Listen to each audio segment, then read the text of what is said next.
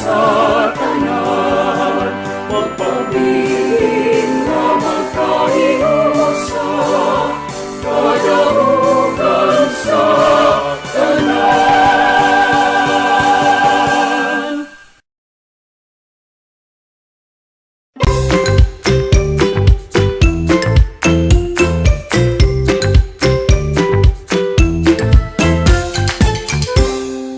Hello mga bata!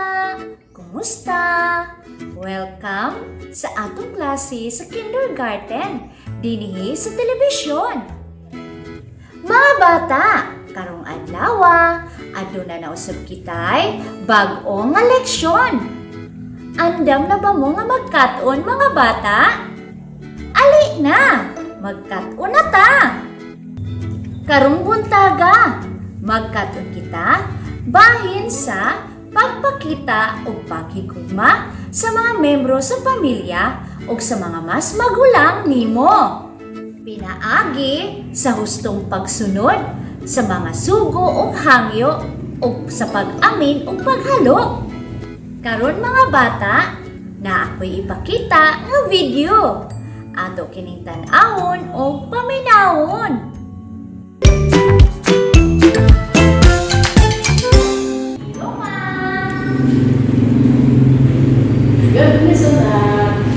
Mga bata, atong nakita sa video nga ang akong gibuhat mao ang pag-amin o paghalo sa akong mama.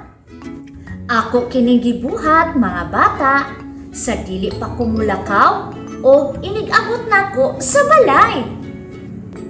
Mga bata, ang akong gibuhat nga pag-amin o paghalok sa akong mama mao ang pagpakita o paghigugma. Nasabtan ba ninyo mga bata? Kung inyo kining nasabtan, maayo! Mga bata, ato kining hinumduman nga sa matag hikayon nga kita mo amin o muhalok sa atong mama o papa o mga magulang atong gipakita ang paghigugma o pagmahal kanila. Mga bata, paminawan ninyo ang akong isulti. Sa unang panahon, nga gamay pa ko, nasama pa ko sa inyong edad, inimata na ko sa sayong kabuntagon, suguon ko sa akong mama sa pagpilo sa akong habol, ug sa pagpilo sa akong banig, o higdaanan o ibutang kini sa hustong butanganan.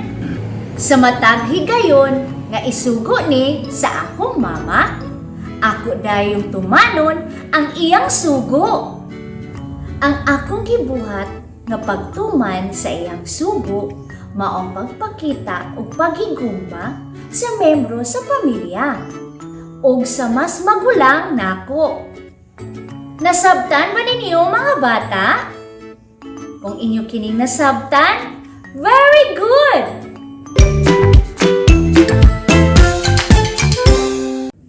Mga bata, ato kining hinumduman nga sa matag higayon nga kita mutuman sa sugo sa atong mama o papa o sa atong magulang, atong gipakita ang atong paghigugma o pagmahal kanila. Mga bata, nanapod ko'y laing iistorya. Paminawa ko ninyo. Sa bata pa ko mga bata, sama pa ko edad ninyo. Sa matag higayon, nga mulakaw ang akong mama o papa. Ang ilang hangyo kanamong tanan nga mga anak nga dili mulaag sa silingan. Magpundo ra jud sa among balay hangtod sa ilang pagbalik.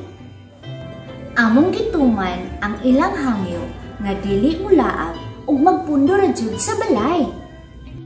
Sa among pagtuman sa ilang paghangyo, mao ang pagpakita og paghigugma sa membro sa pamilya ug sa mas magulang namo.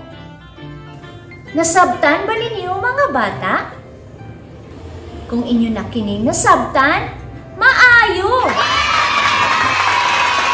Mga bata, na ako'y ipakita nga video ato kining tan-awon o paminawon. I love you, Ma! I love you too, lang.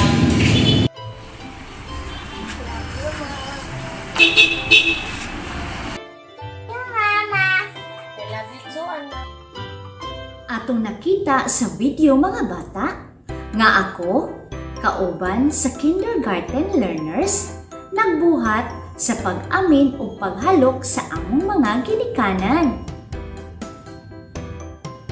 Mao kini ang pagpakita sa paghigugma sa atong mga ginikanan.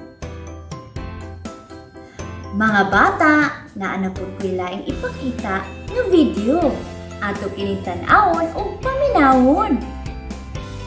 Dali sa kung tambal sa parmasya. Oo, Ma! Okay. Price James. Price James. Oh, Kanino po po sa akong bag nasa hagdan?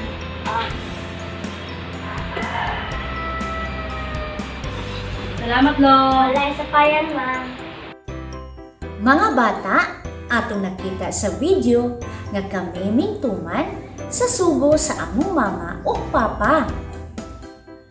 Mao kini ang pagpakita o paghigugma sa atong ginikanan. O karon mga bata, oras na nga imong ipakita ang imong paghigugma ngadto sa imong papa, mama, o sa imong mga magulang. Pananglitan, kung ikaw mulakaw o muabot sa balay, isulti kung unsa ang imong buhaton.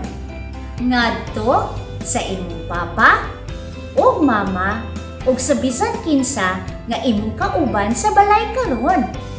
Og isulti kini. Ma, pa, muamin ko ninyo. Sige, buhatan na mga bata.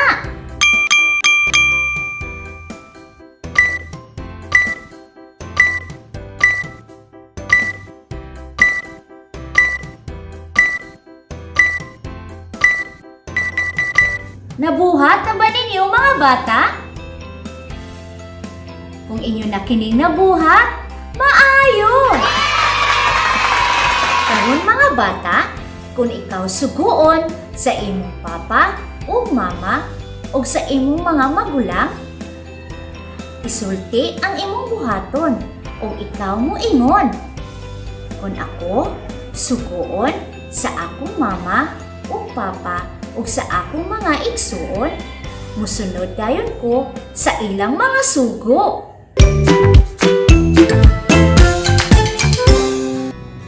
Para sa inyong unang buluhaton, tun-i ang mga hulagway.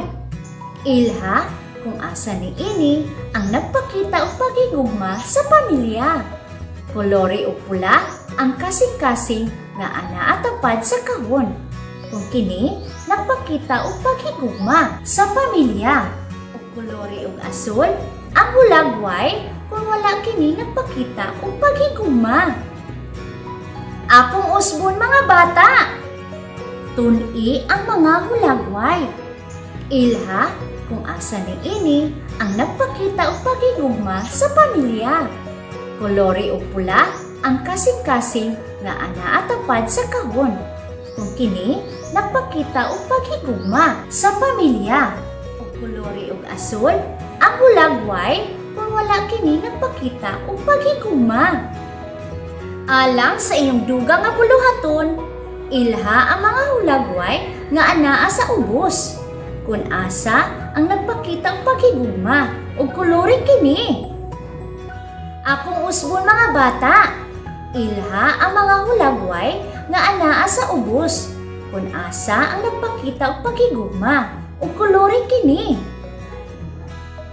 Ug dinhi natapos ang atong klase sa kindergarten karong adlaw.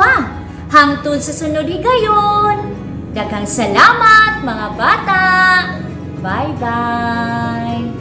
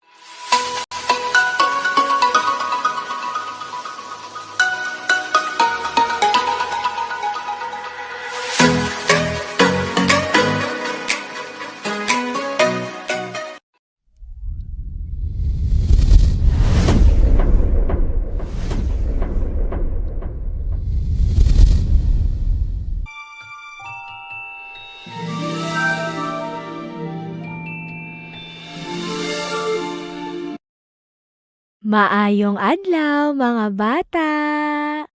Sa dili pa nato sugdan ang atong pagtulunan karong adlaw, ato sang balikan ang ato nang nakatunan. Atong nakatunan ang letrang R nga adunay tingog nga R. Karon mga bata, atong paminawon ang kanta sa letrang R.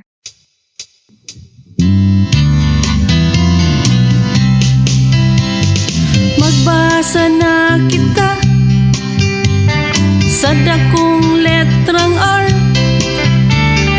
Basahon ta siya.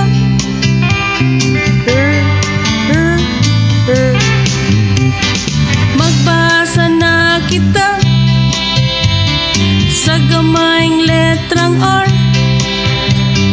Basahon ta siya.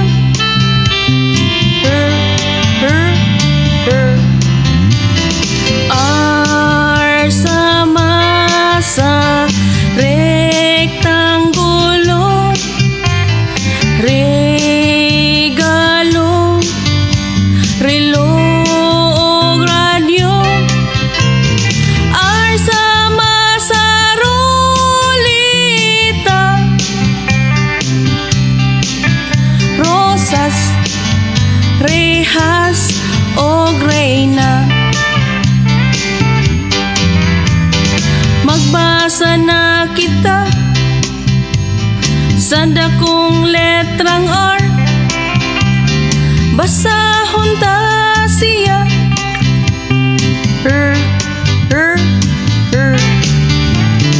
Basahon ta siya.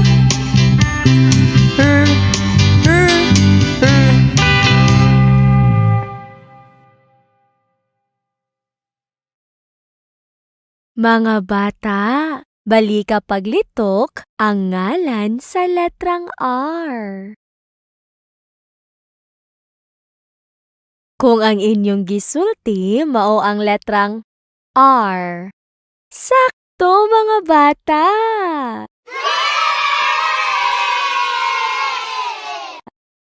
Mga bata, usba paglitok ang tingog sa letrang R. Kung ang inyong gisulti mao ang R. Maayo mga bata!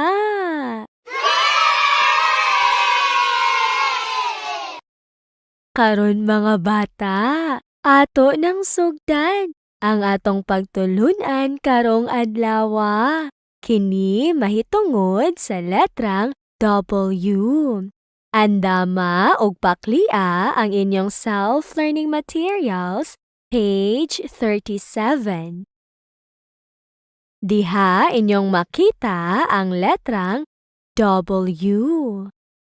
Karon mga bata, lantawa ang akong baba og paminawa ko kung unsa ang saktong paglitok sa letrang W.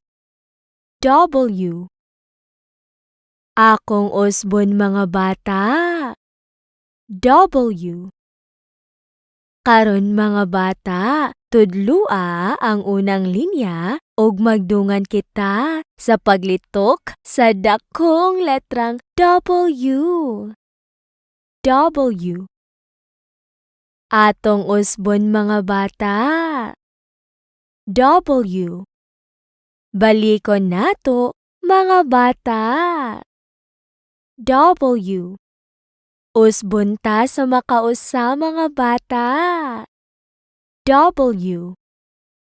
Karon mga bata, tudloa ang ikaduhang linya ug ilitok ang dakong letrang W.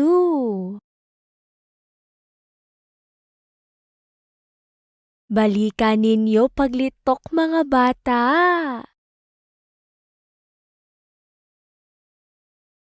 Usba pa paglitok mga bata.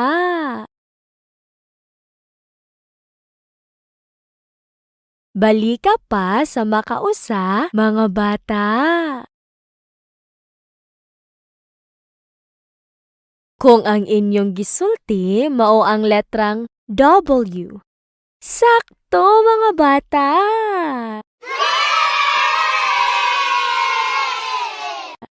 Karon, tudloa ang ikatulong linya ug magdungan kita sa paglitok sa gamay nga letrang W. W. Atong usbon mga bata. W. Balikon nato mga bata. W. Usbon ta sa makausa mga bata. W. Karon, tudloa ang ikaupat nga linya ug ilitok ang gamay nga letrang W. Usban ninyo mga bata. Balika pa mga bata. Usba pa sa makausa mga bata. Kung ang inyong gisulti mao ang letrang W, maayo mga bata!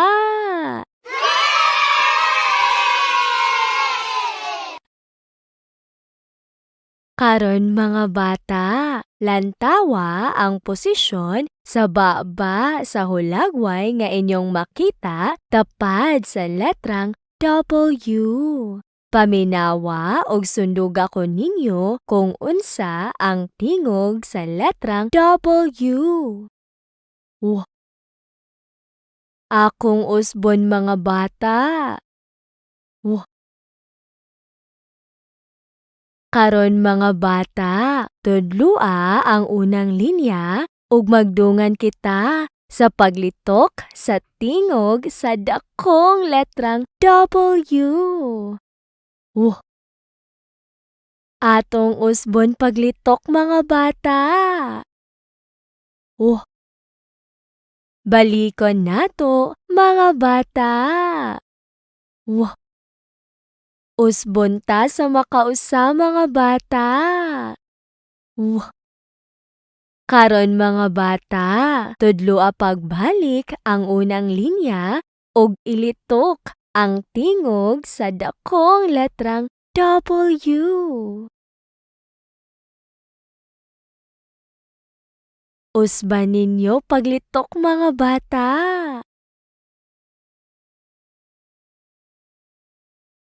Balika pa paglitok mga bata.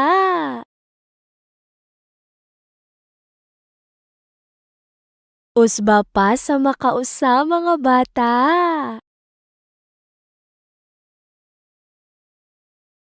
Kung ang inyong gisulti mao ang sakto mga bata!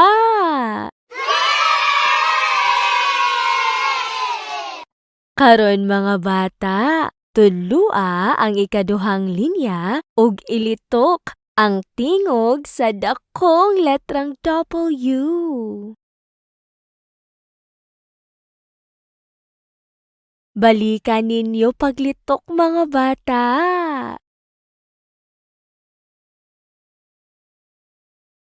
Usba pa sa makausa mga bata.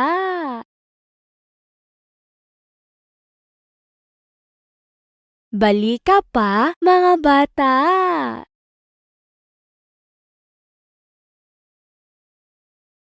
Kung ang inyong gisulti mao ang sakto mga bata.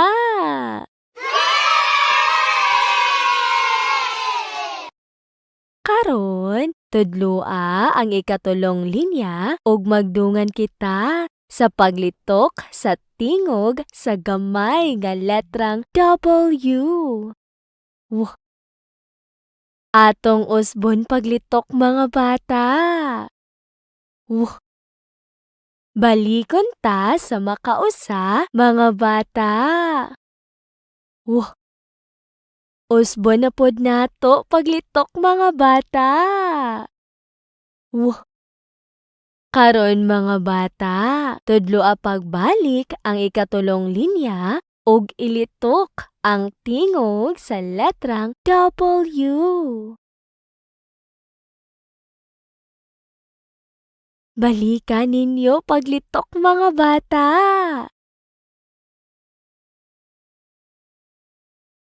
Usba pa mga bata.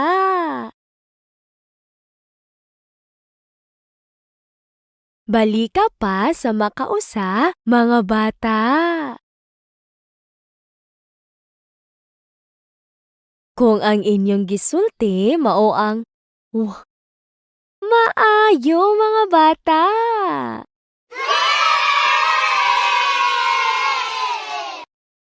Karon mga bata, tudlua ang ikaupat nga linya ug ilitok ang tingog sa gamay nga letrang W. Usba ninyo paglitok mga bata. Balika pa mga bata.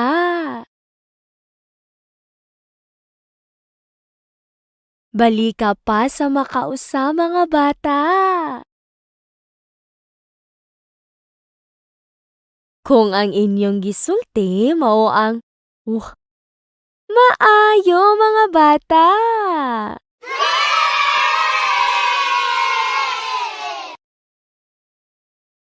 Mga bata, paklia ang page 37 sa inyong activity sheets ug sunda ang putol-putol nga linya aron makasulat kamo sa letrang W.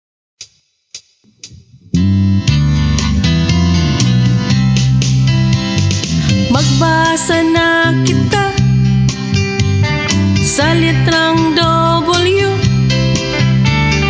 Basahon ta siya. Wo, wo. Magbasa na kita sa letrang W. Basahon ta siya. Wo, wo, wo. Wo. Sama sa waling-waling, watawat, walo ug wala. Wo sama sa water lily, wika, wati ug witer. Magbasa na kita sa letrang W. Basahon ta siya. Wo, wo, wo. Basahon ta siya. Wo, wo, wo.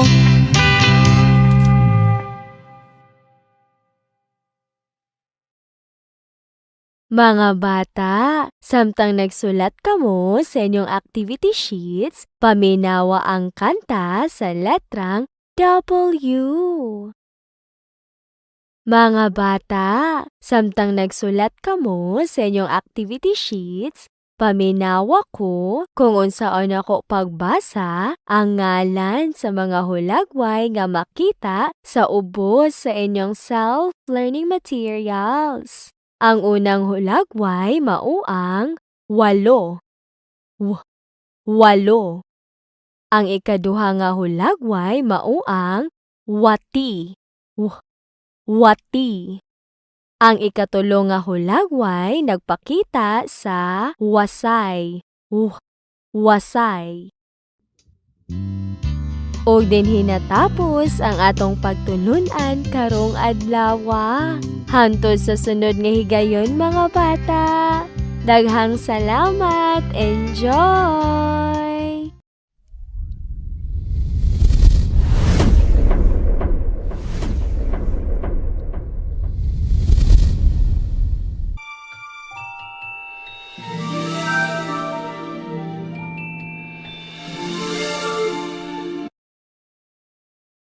Magandang umaga mga bata! Kumusta kayo sa araw na ito? Handa na ba kayo sa ating panibagong leksyon? Ako si Teacher Popoy. Sa araw na ito, ating sisimulan ang ating panibagong leksyon sa Filipino. Mga bata, basahin natin ang mga pangalan ng mga larawan na nagsisimula sa cluster PR. Ang cluster PR ay may tunog na per. Ngayon, kilalanin at babasahin natin ang mga pangalan na nasa larawan. Basahin natin ang pangalan ng prutas, prito, prinsesa, prinsipe, premyo, presko, produkto, prosesyon. Ngayon, basahin na ninyo ang mga salita na makikita sa screen. Simulan na ninyo mga bata.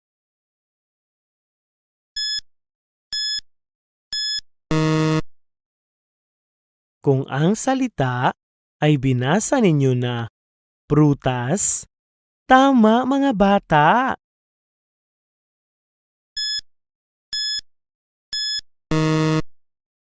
Kung ang salita ay binasa ninyo na prito, magaling mga bata.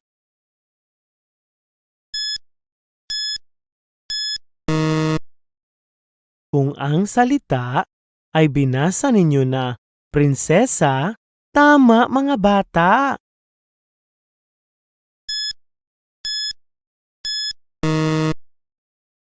Kung ang salita ay binasa ninyo na prinsipe, magaling mga bata.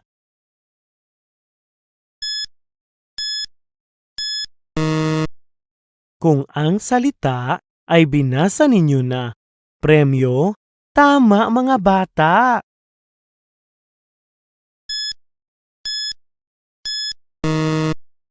Kung ang salita ay binasa ninyo na presko, magaling mga bata.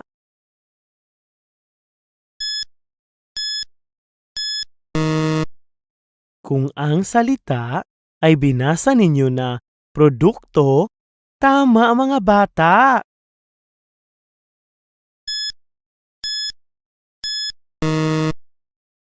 Kung ang salita ay binasa ninyo na prosesyon, magaling mga bata.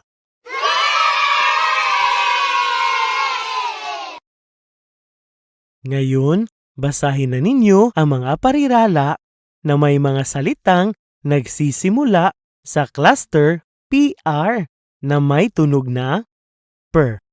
Basahin ang mga parirala na makikita sa screen. Halimbawa mga bata, ang prutas. Simulan na ninyo mga bata.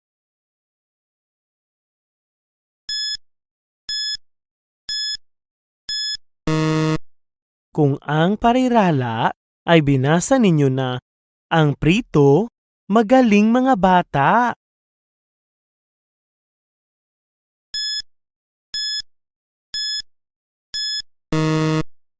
Kung ang parirala ay binasa ninyo na ang prinsesa, tama mga bata.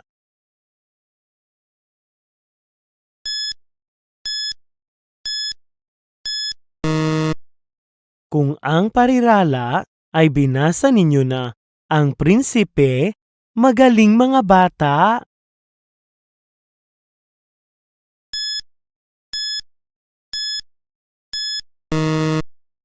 Kung ang parirala ay binasa ninyo na ang premyo, tama mga bata.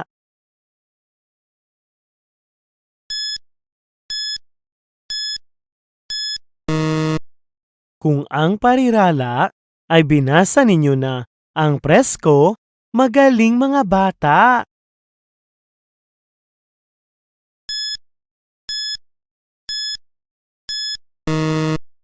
Kung ang parirala ay binasa ninyo na ang produkto, tama mga bata.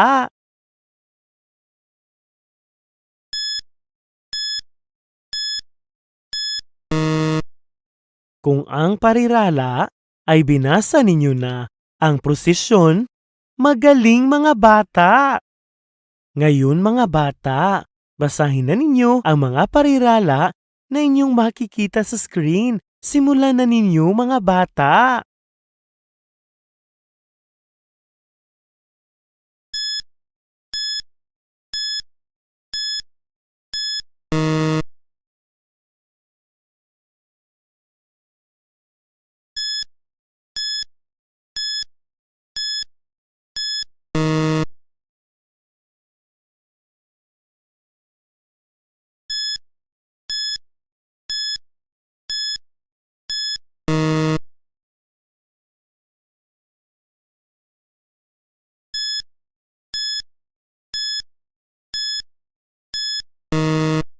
Ngayon, babasahin ko uli ang mga parirala at alamin ninyo kung tama ba ang inyong pagbasa sa mga parirala. Ang prutas at ang produkto. Ang prinsesa at ang prinsipe. Ang premyo at ang prosesyon. Ang presko at ang prito. Mga bata, basahin na ninyo ang mga pangungusap na inyong makikita sa screen. Simulan na ninyo mga bata.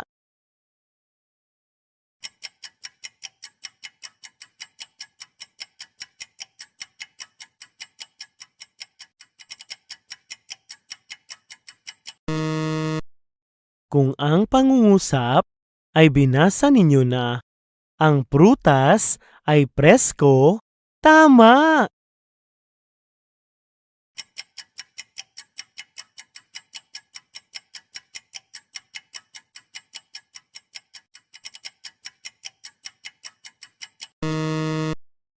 Kung ang pangungusap ay binasa ninyo na ang prito na isda ni nanay ay masarap, tama!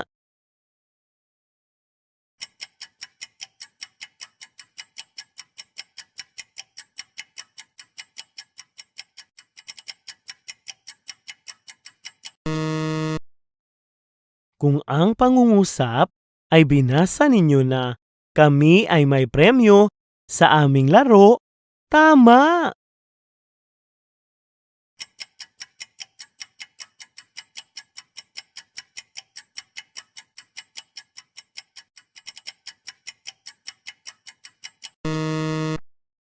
Kung ang pangungusap ay binasa ninyo na ang prinsesa ay maganda, magaling!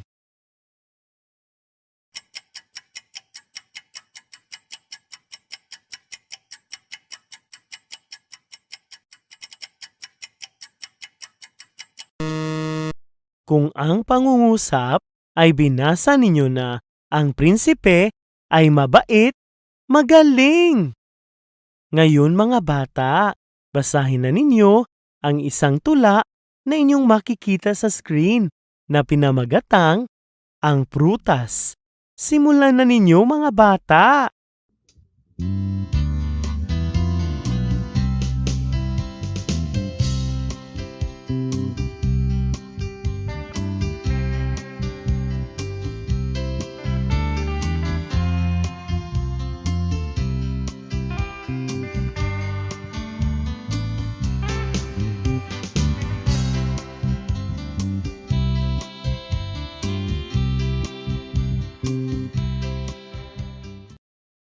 Ngayon, babasahin ko uli ang tula at alamin ninyo kung tama ba ang inyong pagbasa sa tula. Prutas. Ang prutas ay bunga ng mga puno at halaman. Iba't ibang lasa, kulay, at hugis din. Ang prutas ay masarap at masustansyang pagkain na dapat araw-arawin. Mainam, pampalakas, at pampalusog sa katawan upang hindi sakitin. Kung ang tula ay binasa ninyo katulad ng aking pagbasa, magaling!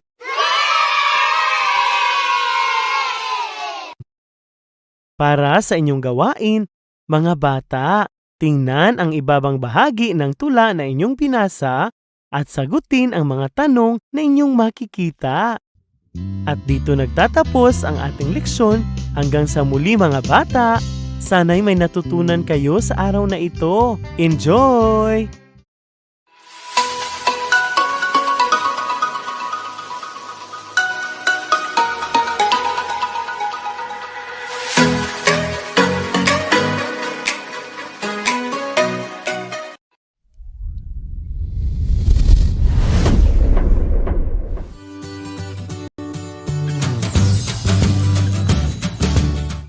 Ug karon, ang atong mga kabataan sa grade 1, grade 2 ug grade 3 pabilin nga maminaw para sa inyong mga pagtulunan karong adlaw. Sige, pagplaster na.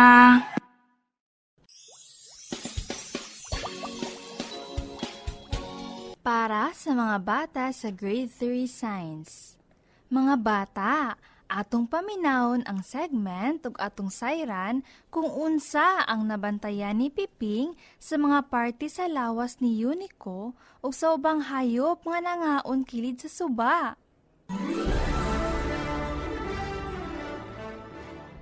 Hala, ano na mga hayop nga nangunog sagwa sa kilid sa suba?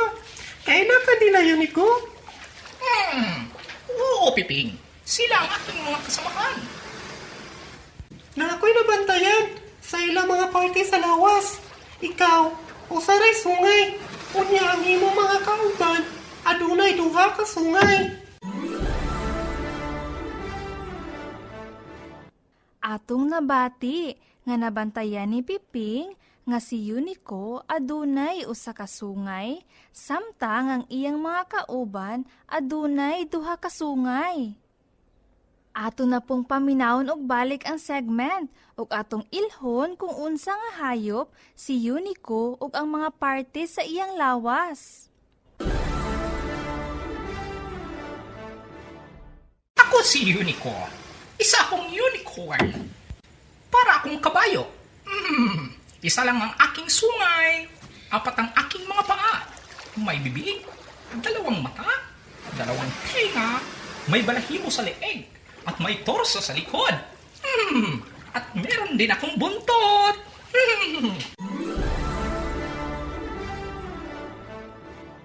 Atong nabati nga si Unico usa ka unicorn nga adunay 4 ka tiil, na ay ba, 2 ka mata, 2 ka dalunggan, adunay balahibo sa liog, na ay torso sa likod, ug adunay usa ka sungay.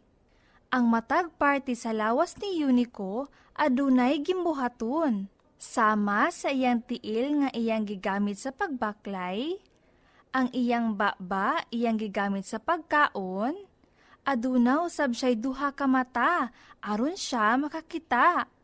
Ug sungay aron iyang maprotektahan ang iyang kaugalingon. Ug karon mga bata sa grade 3, paklia ang inyong self-learning materials, grade 3 science, pages 1 and 2. Akong balikon, grade 3 science, pages 1 and 2.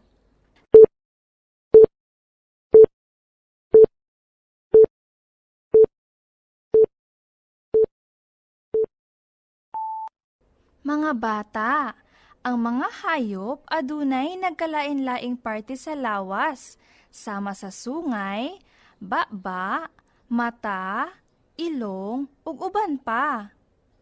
Atong nahibaw-an nga ang matag parte niini adunay gimbuhaton susama natong mga tawo.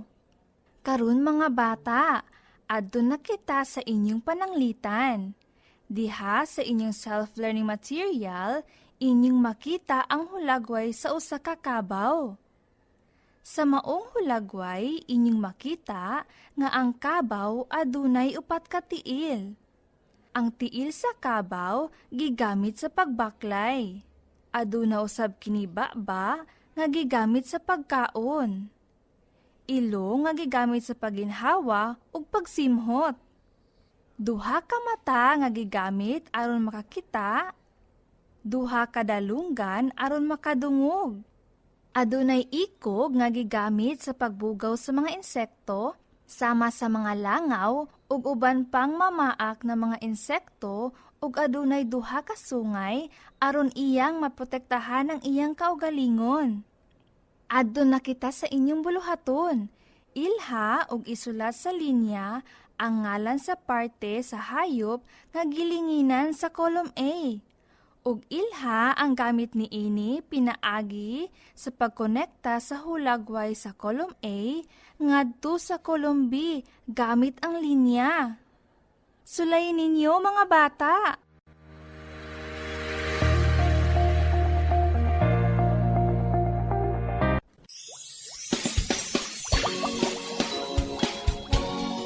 Para sa mga bata sa Grade 3 Araling Panlipunan, makadibuho og payak nga mapa nga nagpakita sa mahinungdanon nga porma sa tubig ug yuta o istruktura sa kaugalingong komunidad. Mga bata, karong adlaw atong katunan ang pagdibuho sa payak nga mapa nga nagpakita sa mahinungdanong porma sa tubig ug yuta ug istruktura sa kaugalingong komunidad. Ang inyo usa buluhaton inighuman ining atong leksyon usa ka performance activity. Paklia ang inyong RBI learning materials sa Grade 3 Araling Panlipunan, pages 1, 2, and 3.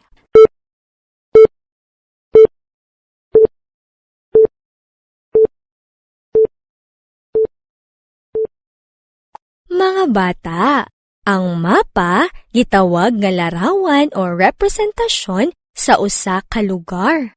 Gihulagway niini ang rehiyon ug ang kinatibuk-an. Makatabang kini sa pagtultol sa utlanan sa usa ka lugar ug magiya para makit-an ang mga mahinungdanong porma sa tubig ug yuta sa atong probinsya. Sa pagtipuho og usa ka simple nga mapa sa komunidad, aduna kitay angay timan-an nga mga pananda o simbolo nga makita sa palibot. Diha inyong makita ang pananda o simbolo sa basakan, dalan, bulkan, busay, suba, eskwelahan, dagat, simbahan, bungtod, kabalayan, kakahuyan, ug barangay hall. Mausab kini ang direksyon nga angay timan-an aron madibuho og husto ang mapa sa komunidad. Diha inyong makita ang pangunahing direksyon sa mapa nga mao ang habagatan, amihanan, kasadpan ug sidlakan. Ang habagatan ang tawag sa direksyon nga makita sa ibabaw nga bahin. Kini makit-an sa tuo nga bahin sa kamot kung kita moatubang sa sidlakan. Ang amihanan ang tawag sa direksyon nga makita sa ubos nga bahin. Kini makita sa wala nga bahin sa kamot kung kita moatubang sa sidlakan. Ang sidlakan mo ang tawag sa direksyon nga makita sa tuo nga bahin. Diri nato makita ang pagsidlak sa adlaw. Og ang kasadpan ang tawag sa direksyon sa wala nga bahin. Diri nato makita ang pagsalop sa adlaw. Pananglitan mga bata. Diha inyong makita ang sample nga mapa sa akong komunidad. Mao kini ang pagdibuho sa akong komunidad gikan sa akong balay gamit ang mga ilhanan o simbolo. makita usab ang dibuho sa direksyon nga habagatan, amihanan, kasadpan ug sidlakan. Mao kini ang mapa sa akong komunidad. Ang akong balay anaa daplin sa kalsada. Makita sa ibabaw sa akong balay o sa habagatan nga bahin ang mga kakahuyan ug basakan. Sa sidlakan nga bahin sa akong balay, makita ang kabalayan. Sa kasadpan usab nga bahin sa akong balay, makita ang eskwelahan, simbahan ug mga bungtod. Sa ubos nga bahin, makita ang suba. Karon adto na ta sa inyong buluhaton. Paklia ang page 4 sa inyong RBI Learning Materials.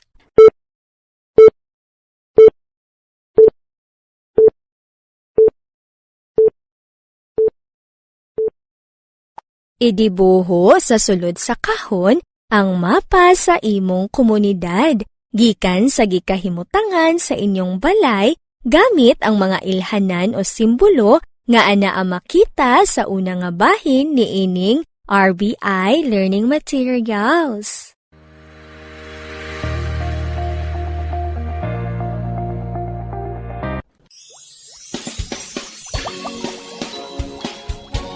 Para sa mga bata sa Grade 2 Mathematics. Mabuhat ang hanay sa operasyon nga naglambigit sa addition o subtraction sa mga gagmayng mga numero. Mga bata, karong adlaw atong katunan ang pagbuhat sa hanay sa operasyon nga naglambigit sa addition o subtraction sa mga gagmayng mga numero. Ang inyo sa buluhaton inighuman niining atong leksyon, usa ka written activity. Paklia ang inyong RBI Learning Materials sa Grade 2 Mathematics, pages 12 and 13.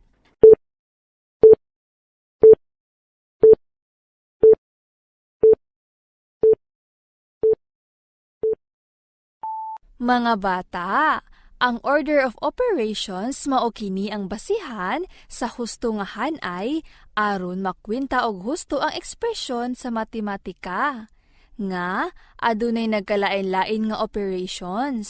Ang addition mao ang proseso sa pagdugang sa usa ka butang o numero sa uban. Pananglitan mga bata, duha dungagan og tulo mamahimong 5. Upat dungagan og duha mamahimong 6. Samtang ang subtraction mao ang proseso sa pagkuha sa usa ka butang o numero gikan sa lain. Pananglitan mga bata. 6 kuhaan og duha nabinlan og 4. 8 kuhaan og 4 nabinlan og 4. Mga bata, ang husto nga pagkwenta sa order of operations, gamit ang addition o subtraction, kinahanglan nga unahon kung unsa nga operasyon ang una nga naa sa wala. Unahon pagkwenta ang operation nga naa sa wala nga bahin paingon sa tuo. Mao kini ang pananglitan sa order of operation nga adunay addition o subtraction. 7 plus 3 minus 2 o 7 dungagan og 3 kuhaan na pod og 2. Sa pagsulbad ni ini, hinumdumi nga atong unahon pagkwenta ang operasyon nga naa sa wala. Sa atong pananglitan ang operasyon nga naa sa wala, mao ang addition. Maong inyong makita nga 7 plus 3 o 7 dungagan og 3 mamahimong 10 o 10. Ibutang dayon nato sa ubos ang 10 minus sign og 2. 10 minus 2 o 10 kuhaan og 2 nabinlan na lang og 8. Sa atong pananglitan, 8 mao ang husto nga tubag. Pananglitan mga bata. Anaa sa ubos ang ilustrasyon ug hustong lakang sa pagkwinta sa order of operation nga addition ug subtraction. Lantawan ninyo ang unang pananglitan. Ang atong unang pananglitan mao ang 7 plus 3 minus 2 o 7 dungagan og 3 kuhaan og 2. Hinumdumi nga kinahanglan natong unahon pagkwinta ang operasyon nga anaa sa wala. Sa atong pananglitan, ang operasyon nga anaa sa wala mao ang addition. Busa, unahon nato ang 7 plus 3 o 7 dungagan og 3 kay anaa man ang duha ka numero sa wala nga bahin. 7 dungagan og 3 mamahimong 10. Isulat ang tubag nga 10 minus sign og 2 sa ubos. 10 minus 2 o 10 kuhaan og 2 na binlan og 8. Sa atong pananglitan nga 7 dungagan og 3 kuhaan na pud og 2 ang hustong tubag mao ang 8. Husto nga 8 ang tubag sa 7 plus 3 minus 2 o 7 dungagan og 3 kuhaan og 2 tungod kay kini nga number sentence adunay addition ug subtraction. Sa atong pagkwinta, nagsugod kita sa operation nga addition ug numero nga anaa sa wala paingon sa tuo. Adto na pod kita sa ikaduhang pananglitan. Ang atong ikaduhang pananglitan mao ang 9 minus 3 plus 3 o siyam kuhaan og 3 dungagan na pod og 3. Hinumdumi mga bata nga kinahanglan natong unahon pagkwinta ang operasyon nga anaa sa wala. Sa atong pananglitan, ang operasyon nga anaa sa wala mao ang subtraction. Maong unahon nato ang 9 minus 3 kay anaa man ang duha ka numero sa wala nga bahin. 9 minus 3 o siyam kuhaan og 3 ang nahibilin unom. Sunod, isulat nato ang tubag nga unom plus sign og numero 3 sa ubos. Unom dungagan og 3 mamahimong siyam. Sa atong pananglitan nga 9 minus 3 plus 3 o siyam kuhaan og 3 dungagan na pod og 3 ang hustong tubag mao ang siyam. Husto nga siyam ang tubag sa 9 minus 3 plus 3 o siyam kuhaan og 3 dungagan og 3. Tungod kay kini nga number sentence adunay addition og subtraction.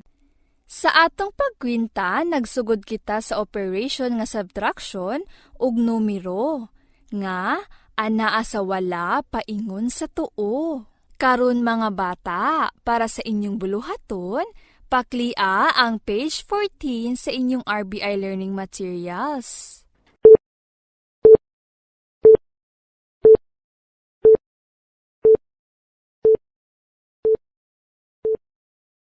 Sunda ang mga lakang aron makwinta og husto ang order of operation nga addition og subtraction.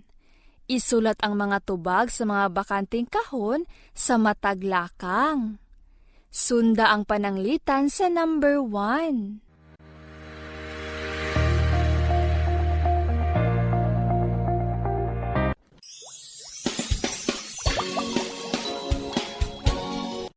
Para sa mga bata sa Grade 2 English, maila ang mga parte sa libro. Mga bata, karong adlaw atong katunan ang pag-ila sa mga parte sa libro. Mga bata, paklia ang inyong self-learning materials sa Grade 2 English, pages 14, 15, 16, 17, and 18.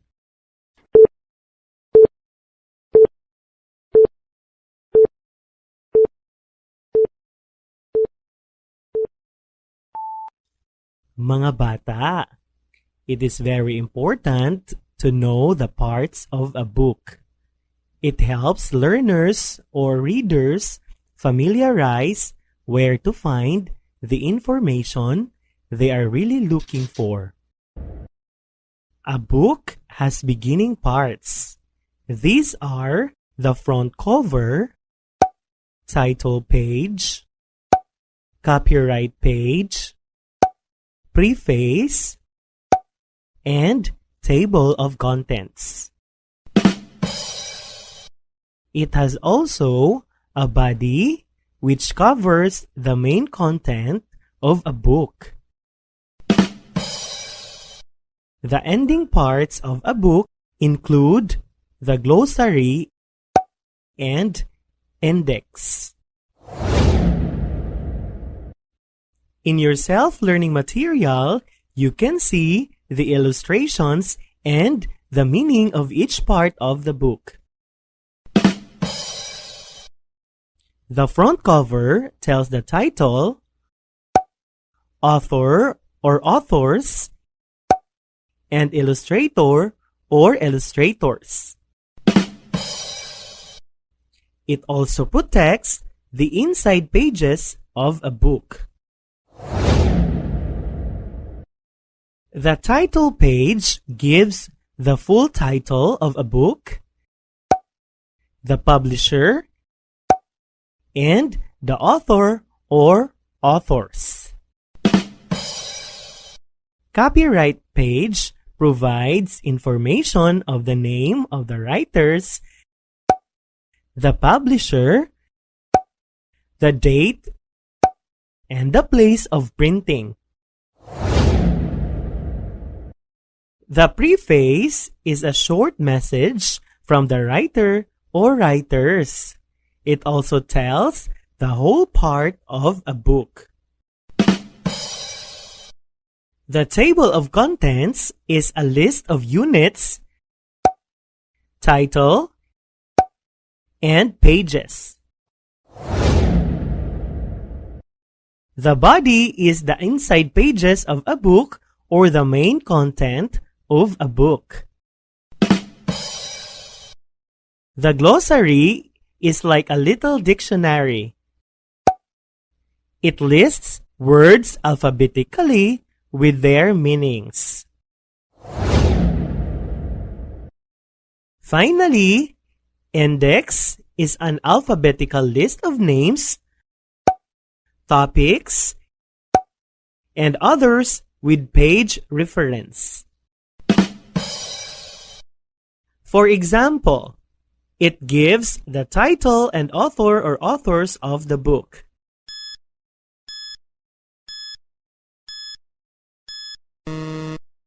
The part of the book that is being referred to is the front cover. For additional information, kindly read your self-learning materials and answer the activity in your answer sheets.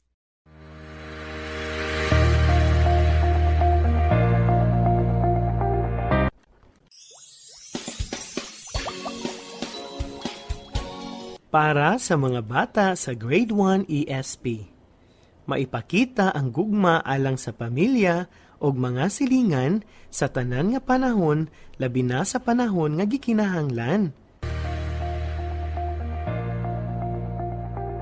Mga bata, karong adlaw atong katunan ang pagpakita og gugma sa pamilya o sa silingan sa tanang panahon. Para sa mga bata sa Grade 1, paklia ang inyong self-learning materials sa Episode 9, Grade 1 ESP, Day 3, pages 6 and 7. Akong balikon. Episode 9, Grade 1 ESP, Day 3, pages 6 and 7.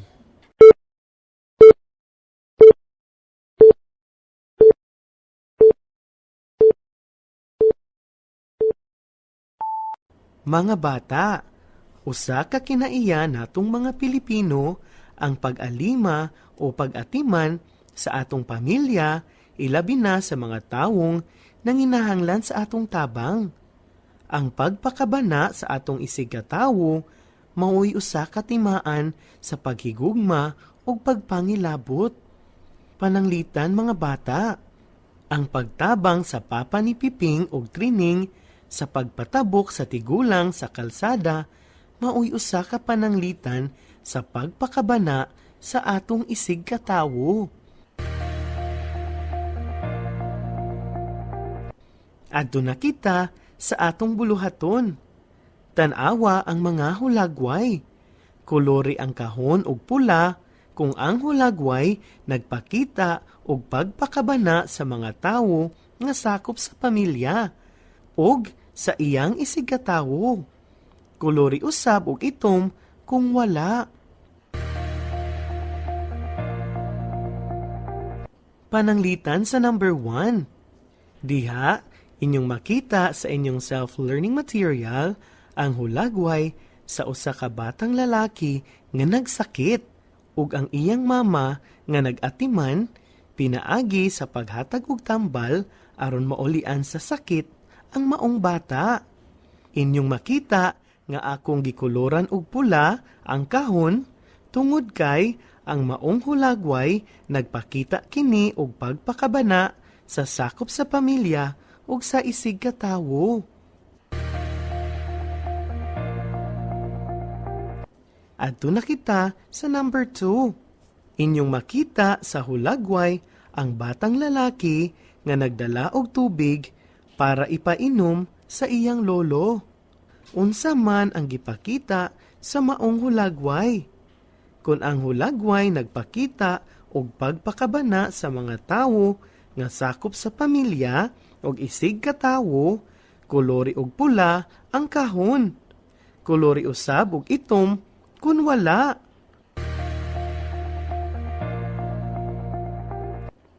Number 3. Inyong makita ang hulagway sa usa ka lolo nga giagak sa batang babayi para makatabok sa kalsada.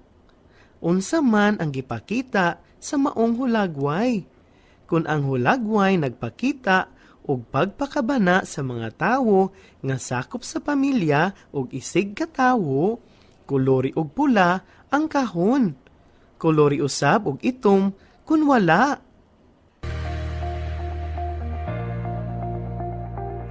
Number 4. Inyong makita ang usa ka batang lalaki nga naglingkod sa lingkuranan sa bus nga nakakita sa usa ka lolo nga nagtindog apan wala niya kini gipalingkod. Unsa man ang gipakita sa maong hulagway? Kung ang hulagway nagpakita og pagpakabana sa mga tawo nga sakop sa pamilya og isig katawo, kolori og pula ang kahon. Kolori usab og itom kun wala. Number 5. Inyong makita ang hulagway sa batang babayi nga giagak ang batang lalaki nga naglisod og lakaw. Unsa man ang gipakita sa maong hulagway? Kung ang hulagway nagpakita og pagpakabana sa mga tawo nga sakop sa pamilya og isig katawo, kolori og pula ang kahon. Kolori usab og itom kun wala. Nabuhat na ba ninyo mga bata? Maayo!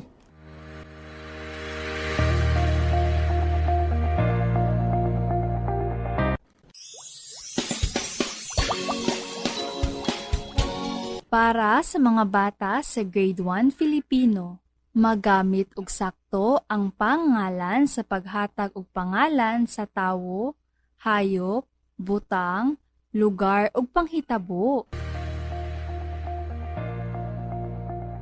Mga bata, karong adlaw atong kat-unan ang paggamit og sakto sa pangalan sa paghatag og pangalan sa tawo, hayop, butang, lugar ug panghitabo. Paklia ang inyong self-learning materials sa Grade 1 Filipino, pages 4, 5, 6, and 7.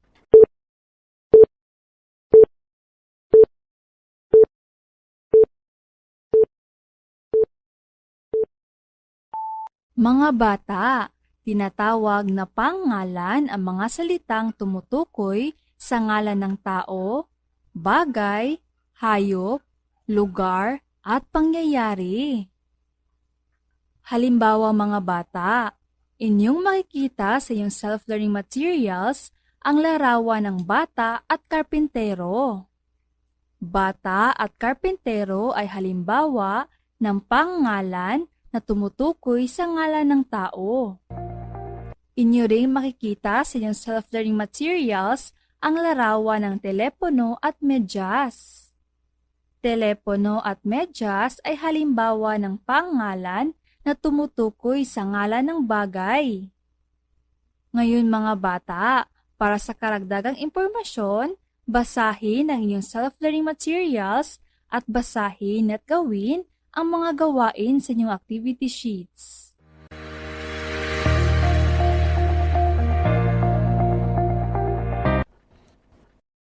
Mao kadto ang pagtulunan sa atong mga kabataang grade 1, grade 2 o grade 3. Daghan kaayong salamat sa padayon nga pagpaminaw alang sa pagkat-on karong adlaw. Daghan usab nga salamat sa atong mga ginikanan nga pabiling nga nagabay sa atong mga kabataan.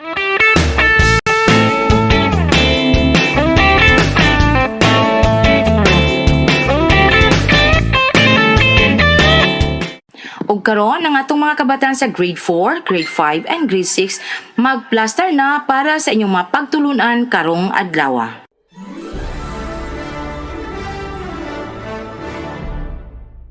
Para sa mga bata sa grade 4 science, identify the specialized structures of aquatic plants.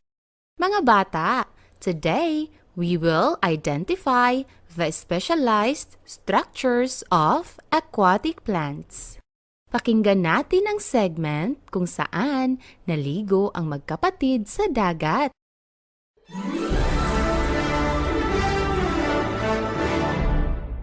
Oh, Yenny! Bakit ka sumisigaw? Mama, sumisigaw po siya dahil may kumapit po nakakaipa sa kanyang paa. Natatakot ako, Mama, Papa! May kumapit sa aking paa! Natatakot ako! Tingnan ko nga. Ay, naku, Yenny. Yan ay isang seaweed. Ay, seaweed lang pala? Nga? Seaweed lang pala? Oo, anak. Ito ay isang seaweed. Isang uri ng halamang dagat.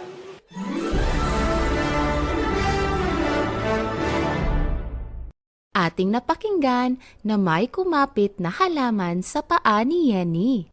At ayon kay Papa Kiano, ito ay isang seaweed, isang uri ng halamang dagat. Pakinggan natin ang sinabi ni Mama Aurelia tungkol sa seaweed.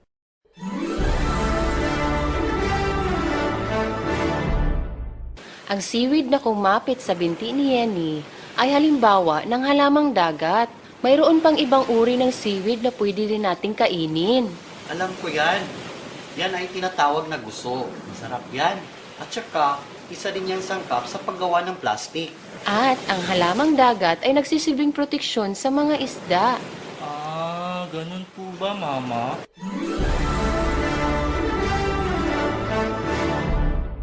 Tama ang sinabi ni Mama Aurelia at Papa Kiano. May mga pwedeng kainin na seaweed gaya ng guso. Pwede ring sangkap sa paggawa ng iba't ibang mga produkto gaya ng plastic, tsinelas, at ang paborito ninyong gelatin na sangkap sa paggawa ng halo-halo, tapioca, at milk tea. Pakinggan natin ang sinabi ni Mama Aurelia tungkol sa tawag sa mga seaweeds o halamang dagat.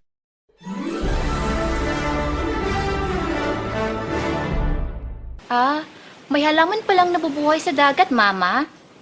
Oo, anak. Ang tawag dyan ay aquatic plants. Ah, aquatic plants pala ang tawag sa mga halamang nabubuhay sa tubig, Mama? Tama po ba ako? Oo, anak.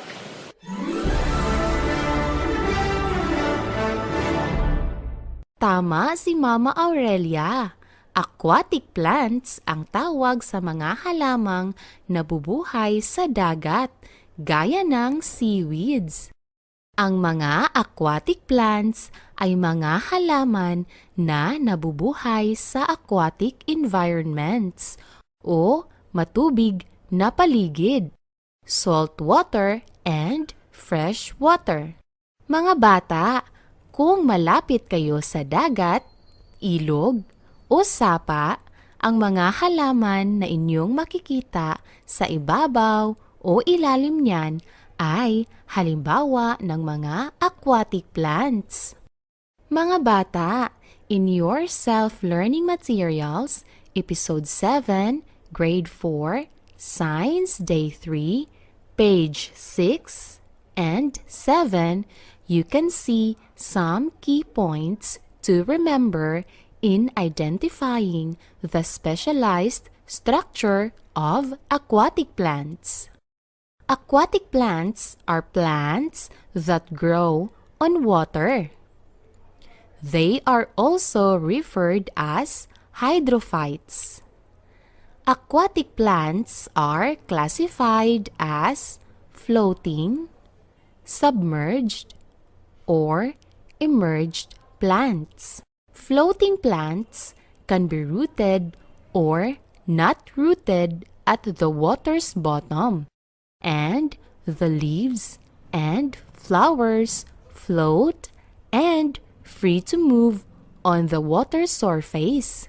Submerged plants are aquatic plants which are rooted on the water's bottom but do not extend all the way to the surface.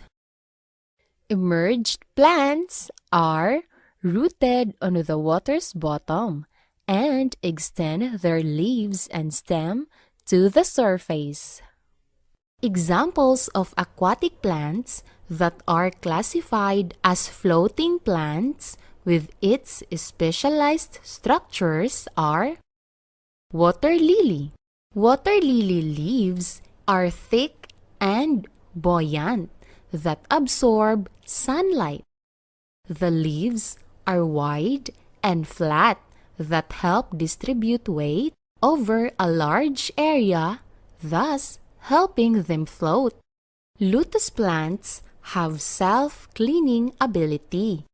Its leaves are flat and broad and it is covered with tiny hair-like structures that prevent water from reaching the surface of the leaves. The water rolls off the leaves, carrying away any dirt and debris.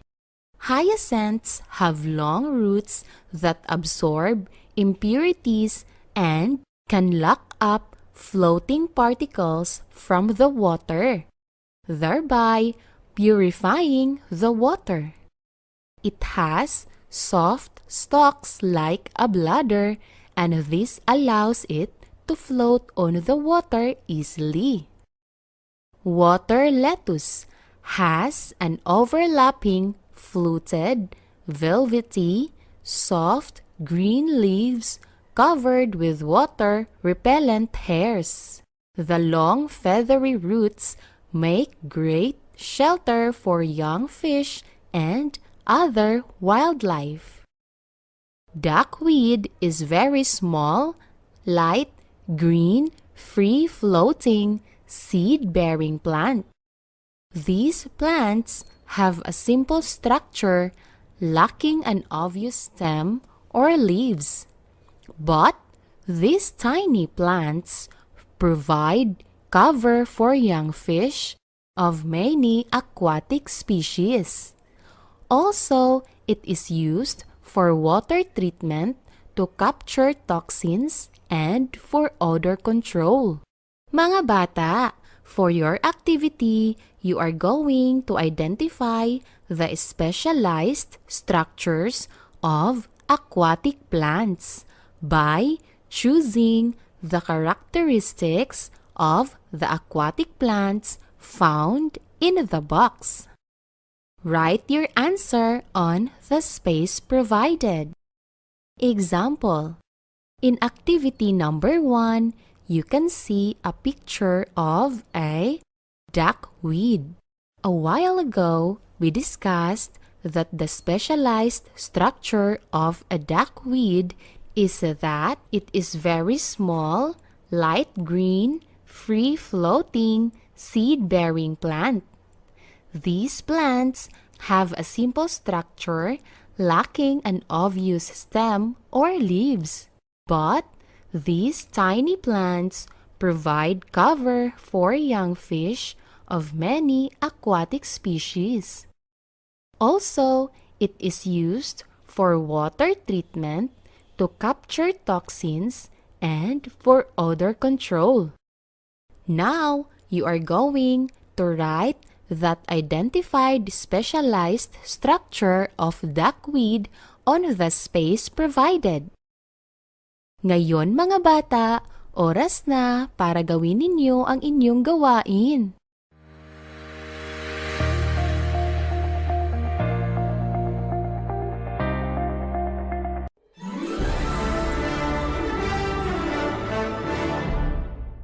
Para sa mga bata sa Grade 4 EPP, na isasagawa ang wastong paraan ng paggamit ng kubyertos. Mga bata, noong nakaraang leksyon ating nalaman kung paano na isasagawa ang paghahanda ng masustansyang pagkain. Sa araw na ito, ating alamin kung paano na isasagawa ang wastong paraan ng paggamit ng kubyertos. Ngayon, pakibuksan ang inyong RBI Learning Materials sa page 30. Sa pangalawang kahon, inyong mababasa ang impormasyon ng mga wastong hakbang sa pag-aayos ng hapagkainan. Basahin ninyo mga bata. At pagkatapos ninyo itong basahin, para sa halimbawa, pakibuksan ang inyong RBI Learning Materials sa page 37. Narito ang wastong mga hakbang sa pag-aayos ng hapagkainan. Una, punasan ang mesa at maglagay ng mantel o placemat sa lugar ng bawat taong kakain. Ito ay tinatawag na one cover. Sa inyong RBI Learning Materials, inyong makikita ang isang larawan kung paano ito gawin. Pangalawa, ilagay ang nakatihayang plato sa gitna ng cover na may pagitang 1 pulgada mula sa gilid ng mesa. Inyong makikita sa inyong RBI Learning Materials ang isang larawan kung paano ito gawin. Pangatlo, ilagay sa kaliwang bahagi ng plato ang serbilyeta at tinidor na nakatihaya. Sa kanang bahagi naman ang kutsara na nakatihaya rin. At sa bandang itaas nito, ilagay ang baso na may 3/4 na tubig. Sa inyong RBI Learning Materials, inyong makikita ang isang larawan kung paano gawin ito. Pang-apat, ilagay ang nasa tray na prutas sa gitna ng hapagkainan. Inyong makikita sa inyong RBI Learning Materials ang isang larawan kung paano ito gawin. Panglima, gawin ito sa iba pang cover. Bigyan ng sapat na pagitan upang makakilos ng maluwag at maayos ang mga kakain. Inyong makikita sa inyong RBI Learning Materials ang isang larawan kung paano ito gawin. Nakita nyo ba mga bata? Magaling! Ngayon, para sa inyong gawain, pakibuksan ang inyong RBI Learning Materials sa page 41. Kailangan ninyong isagawa ang wastong mga hakbang sa pag-aayos ng hapagkainan. Kulayan ang happy emoji kung naisagawa mo ang wastong mga hakbang sa pag-aayos ng hapagkainan at sad emoji kung hindi. Ngayon mga bata, oras na para gawin ninyo ang inyong gawain.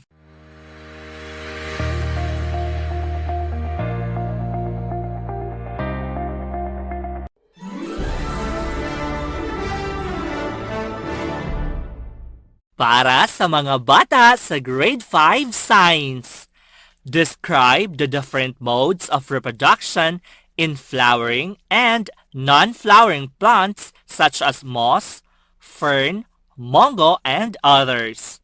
Mga bata, today we're going to learn how to describe the different modes of reproduction in flowering and non-flowering plants such as moss, fern, mango, and others.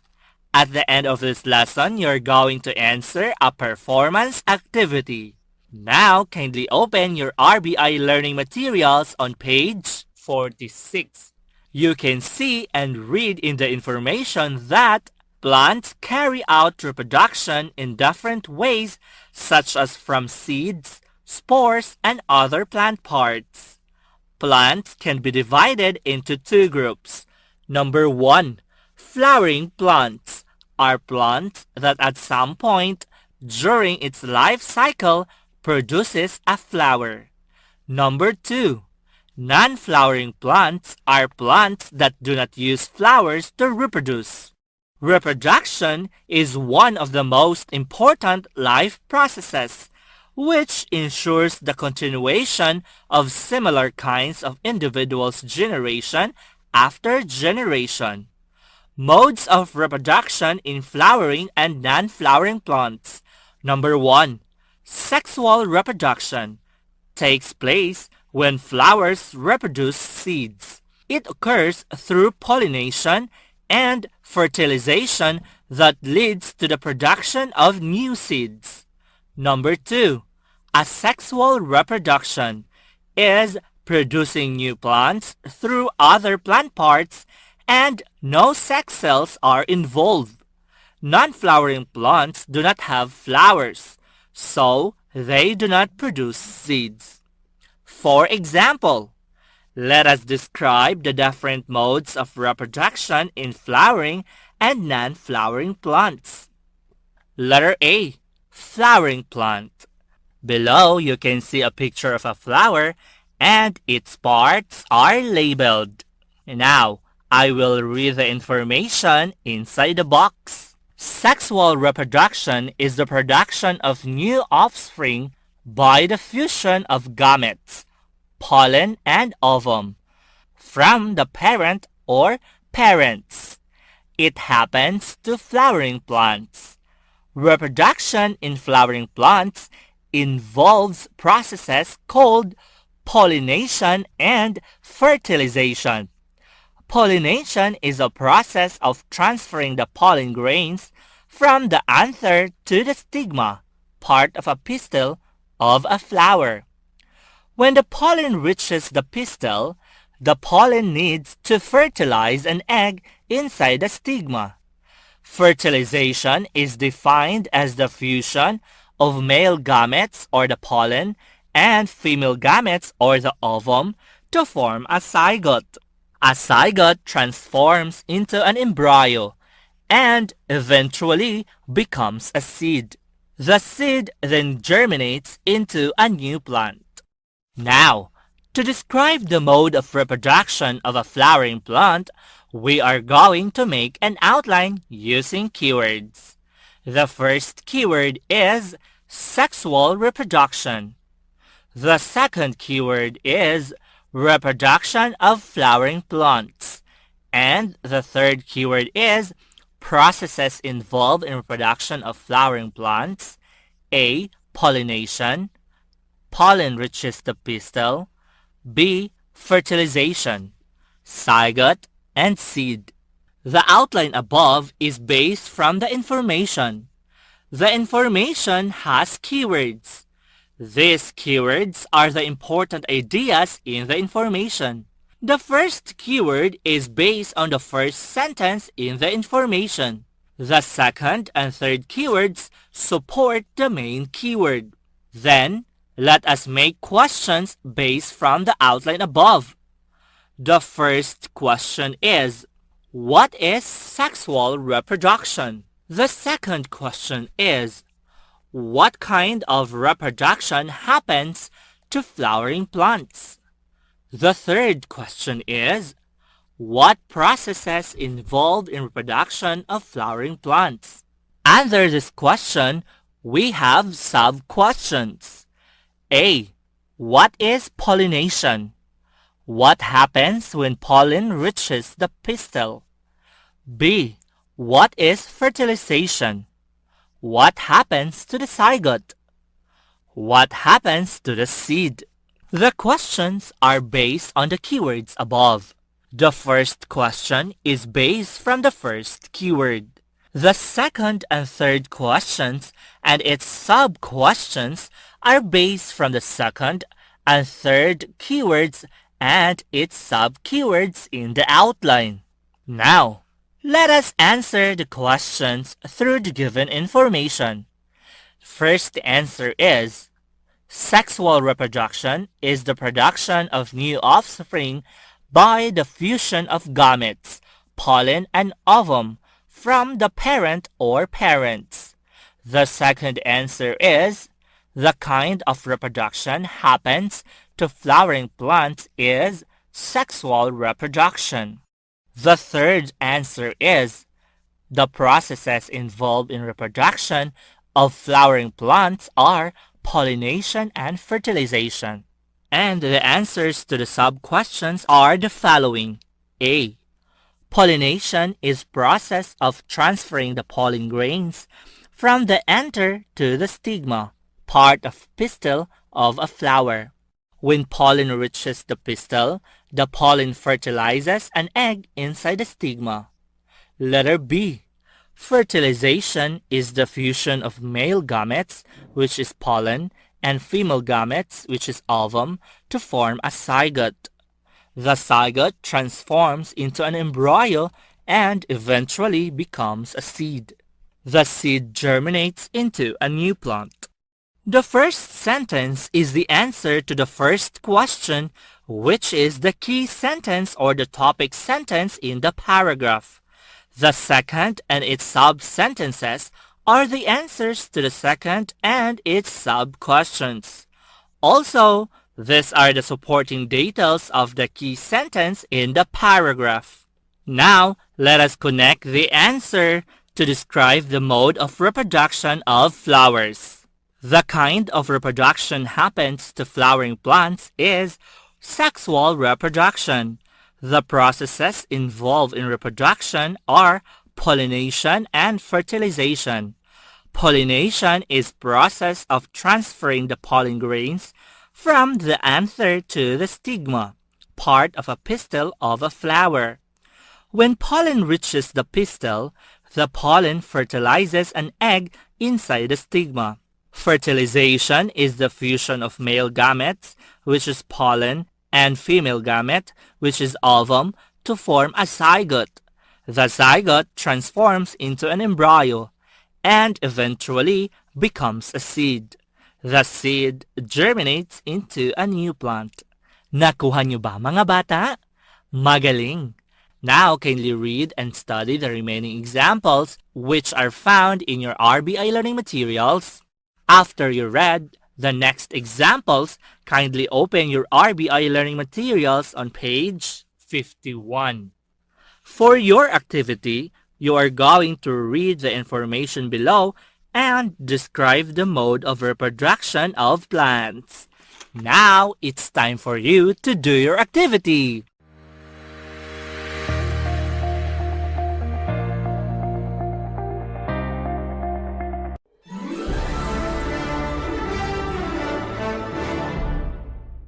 Para sa mga bata sa Grade 5 EPP, natutuos ang puhunan, gastos at kita. Mga bata, sa araw na ito pag-aralan natin kung paano natutuos ang puhunan, gastos at kita. Ang gawain ninyo pagkatapos ng leksyong ito ay isang performance activity. Pakibuksan ang inyong RBI Learning Materials page 1. Sa impormasyon, inyong makikita at mababasa na ang pagtutuos ay isang paraan upang malaman mo kung ikaw ba ay kumita, tumubo o nalugi sa iyong ginawang hanapbuhay gaya ng pagsasapamilihan ng alagang manok.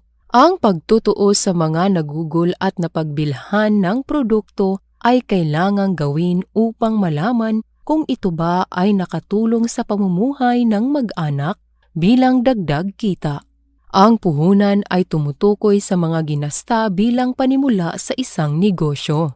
Ang gastos ay ang nailabas na pera para mabuo o mapaunlad ang negosyo. Ang kita naman ay ang kabuuang puhunan at gasto. Ito ay ang sobrang pera matapos kuhanin ang puhunan at gasto. Para sa ating halimbawa, pag-aralan natin ang talaan ni Aling Marta upang matuos ang puhunan, gastos at kita. Nag-alaga si Aling Marta ng native chicken na sisiw sa kanilang bakuran sa loob ng 6 na buwan. Tingnan natin ang talaan ng gastos at puhunan ni Aling Marta sa inaalagaan niya. Talaan ng pinagkakagastusan.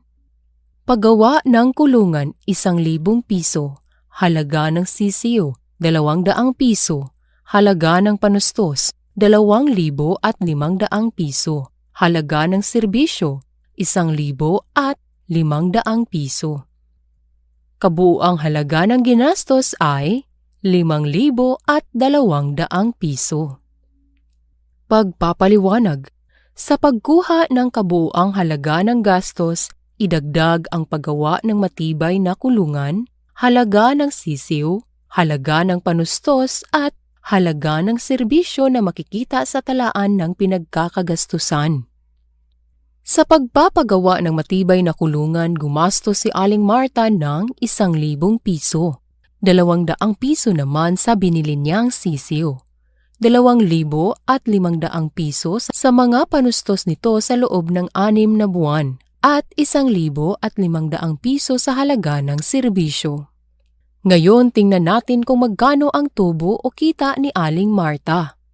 Para sa 20 alagang manok ni Aling Marta na ipagbili niya ito sa halagang 8,500 piso.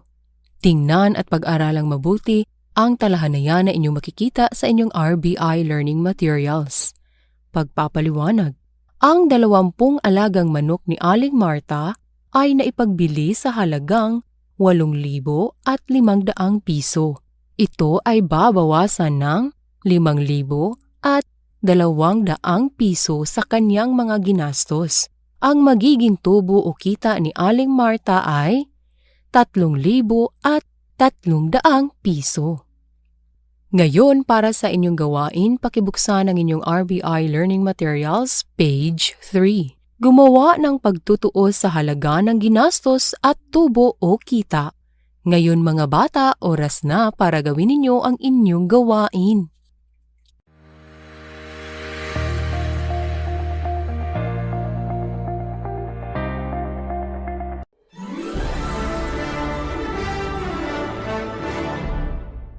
Para sa mga bata sa Grade 5 at Grade 6 Filipino, na isusulat ang mahahalagang pangyayari sa kwento sa pamamagitan ng pagsagot sa mga tanong. Mga bata, sa araw na ito, ating alamin kung paano na isusulat ang mahahalagang pangyayari sa kwento sa pamamagitan ng pagsagot sa mga tanong. Ang gawain ninyo pagkatapos ng leksyong ito ay isang written activity. Ngayon, pakibuksan ang inyong RBI Learning Materials para sa mga bata sa Grade 5, page 34. Para sa mga bata sa Grade 6, page 52. Inyong makikita at mababasa sa impormasyon na isang paraan ng pagpapakita ng pag-unawa sa binasa ay sa pamamagitan ng pagbibigay sa mahahalagang pangyayari ayon sa pagkakasunod-sunod nito. Ang mahahalagang pangyayari ay ang kapanapanabik na bahagi ng kwento. Ito ay nababatay sa pagkakasunod-sunod ng kwento ayon sa panahon o ayon sa pagkakasunod-sunod nito. Halimbawa, basahin natin ang kwento upang maisulat ang mga mahahalagang pangyayari. Babasahin ko ngayon ang kwentong Ang Alamat ng Langaw na inyong makikita at mababasa sa inyong RBI Learning Materials. Makinig ng mabuti. Ang Alamat ng Langaw. Noong unang panahon, mayroong isang bayang kahit saan ka lumingon ay may basura. Ang mga tao ay masasayang namumuhay sana. Ngunit, hindi sila marunong maglinis ng kanilang mga bakuran. Ang mga bata ay laging marurumi at hindi marunong maligo. Ngunit, walang gumagawa ng hakbang para luminis ang lugar. Kontento lamang ang mga tao sa kanilang buhay. Hanggang isa-isang nagkawalaan ang mga tao. Natakot ang mga mamamayan ng bayan. Napadalas kasi ang pagkawala ng kanilang mga kababayan. Iniutos ng hari na magkaroon ng mga grupo ng tao na mag-iikot araw at gabi upang magbantay. Doon nila nakita ang higanting si Angaw. Masarap talagang kumain ng tao, lalo na kung ito'y marumi. Narinig pa nila itong sinabi ni Angaw habang nag-iikot sa kadiliman ng gabi.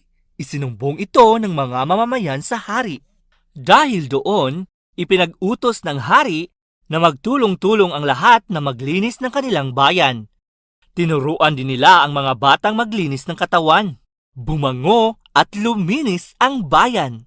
Natigil ang pagkawala ng mga tao mula sa bayang ito. Nagtaka sila kung anong nangyari kay Angaw. Sa kanilang paghahanap, nakita nilang ito'y namatay na sa gutom dahil wala nang makaing maruruming tao. Inihagis nila ang bangkay nito sa isang malalim na bangin kung saan nila itinapon ang mga basura ng kanilang bayan. Pagkatapos ng ilang linggo ay nawala ang bangkay ni Angaw at nagkaroon ng maraming lumilipad-lipad na insekto dito. Tinawag nila itong langaw upang maalala ang higanting si Angaw. Tinabunan nila ang basura ng lupa at nawala ang mga langaw na lumilipad-lipad. Magmula noon ay hindi na pinabayaan ng mga mamamayan ang kalinisan sa kanilang lugar at mga katawan. Ayaw na nilang bumalik ang mga langaw sa kanilang lugar. Ngayon, sagutin natin ang mga tanong tungkol sa kwento. Unang tanong, ano ang unang pangyayari sa kwento? Base sa kwentong aking binasa, ang unang pangyayari sa kwento ay, noong unang panahon, may isang bayan na kung saan ang mga tao ay hindi naglilinis. Hindi marunong maglinis ng bakuran ang mga tao. Pangalawang tanong, ano ang sumunod na nangyari na ikinatakot ng mga mamamayan? Base sa kwento, ang sumunod na nangyari ay, isa-isang nawawala ang mga tao na ikinatakot ng mga mamamayan. Pangatlong tanong, ano ang nangyari sa mga tao na nawawala? Base sa kwentong ating binasa, ang mga taong nawawala ay kinain ng higanting si Angaw. Pang-apat na tanong, sino si Angaw? Ang sagot base sa kwento ay, si Angaw ay isang higante na kumakain ng maruruming tao. Panglimang tanong, ano ang ginawa ng mga tao para hindi sila kainin ni Angaw? Base sa kwento, nilinis ng mga tao ang kanilang bayan. Tinuruan din nilang maligo ang mga bata upang hindi ito kainin ni Angaw. Pang-anim na tanong, ano ang nangyari kay Angaw? Base sa kwento, nakita nila na namatay sa gutom si Angaw dahil wala nang makaing maruruming tao. Pang-pitong tanong, ano ang ginawa ng mga tao sa bangkay ni Angaw? Ang sagot sa tanong base sa kwento ay, itinapon nila ang bangkay ni Angaw sa malalim na bangin. Pangwalong tanong, ano ang napansin nila ilang linggo matapos maitapon ang bangkay ni Angaw? Base sa kwento, napansin nila na may maraming insektong lumilipad at tinawag nila itong langaw. Pangsyam na tanong, ano ang ginawa ng mga tao upang hindi na bumalik ang mga langaw sa kanilang lugar? Ang sagot sa tanong base sa kwento ay, para hindi na bumalik ang mga langaw sa kanilang lugar, pinananatili nilang malinis ang kanilang bayan. Ang mahahalagang pangyayari sa kwento ay ang kapanapanabik na bahagi nito. Ito ay naaayon sa pagkakasunod-sunod ng mga pangyayari sa kwento. Nakuha niyo ba mga bata? Magaling! Ngayon, para sa inyong gawain, pakibuksan ang inyong RBI Learning Materials para sa mga bata sa grade 5, page 36. Para sa mga bata sa grade 6, page 54. Kailangan ninyong isulat ang mahahalagang pangyayari sa kwento sa pamamagitan ng pagsagot sa mga tanong. Ngayon, oras na para gawin ninyo ang inyong gawain.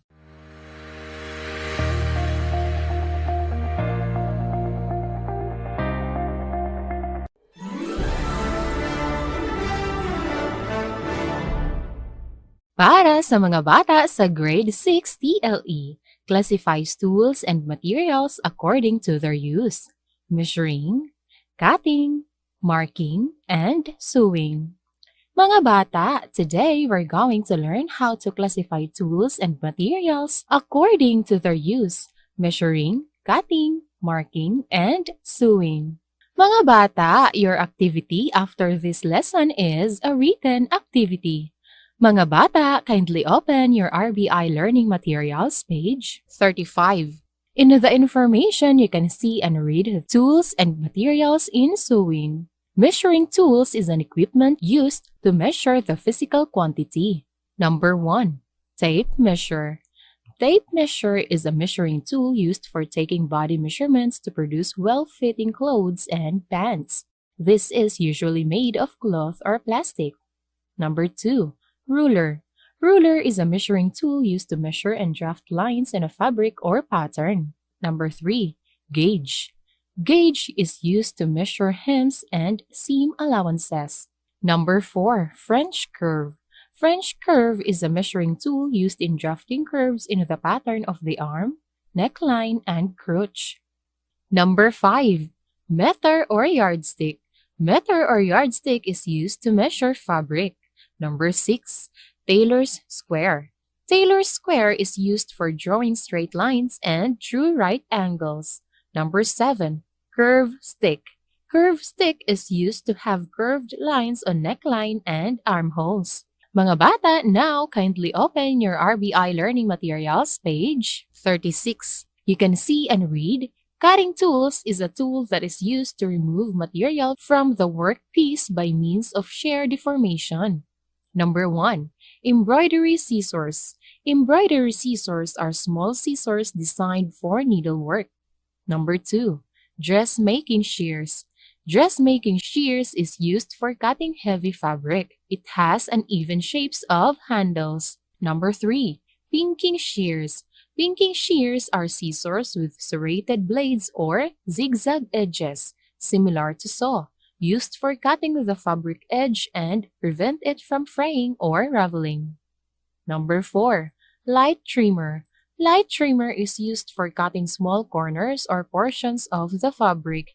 The tool has one point blunt to prevent the fabric from snagging. Number 5. Bent-handled shears. Bent-handled shears. Bent-handled shears, shears with straight blades and a handle that is an offset at an angle to allow the lower blade to stay flat in a cutting surface. Number 6. Sewing scissors. Sewing scissors is a cutting tool used for trimming seams and facings.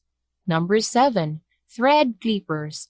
Thread clippers is a small cutting tools used for snipping thread. Number 8.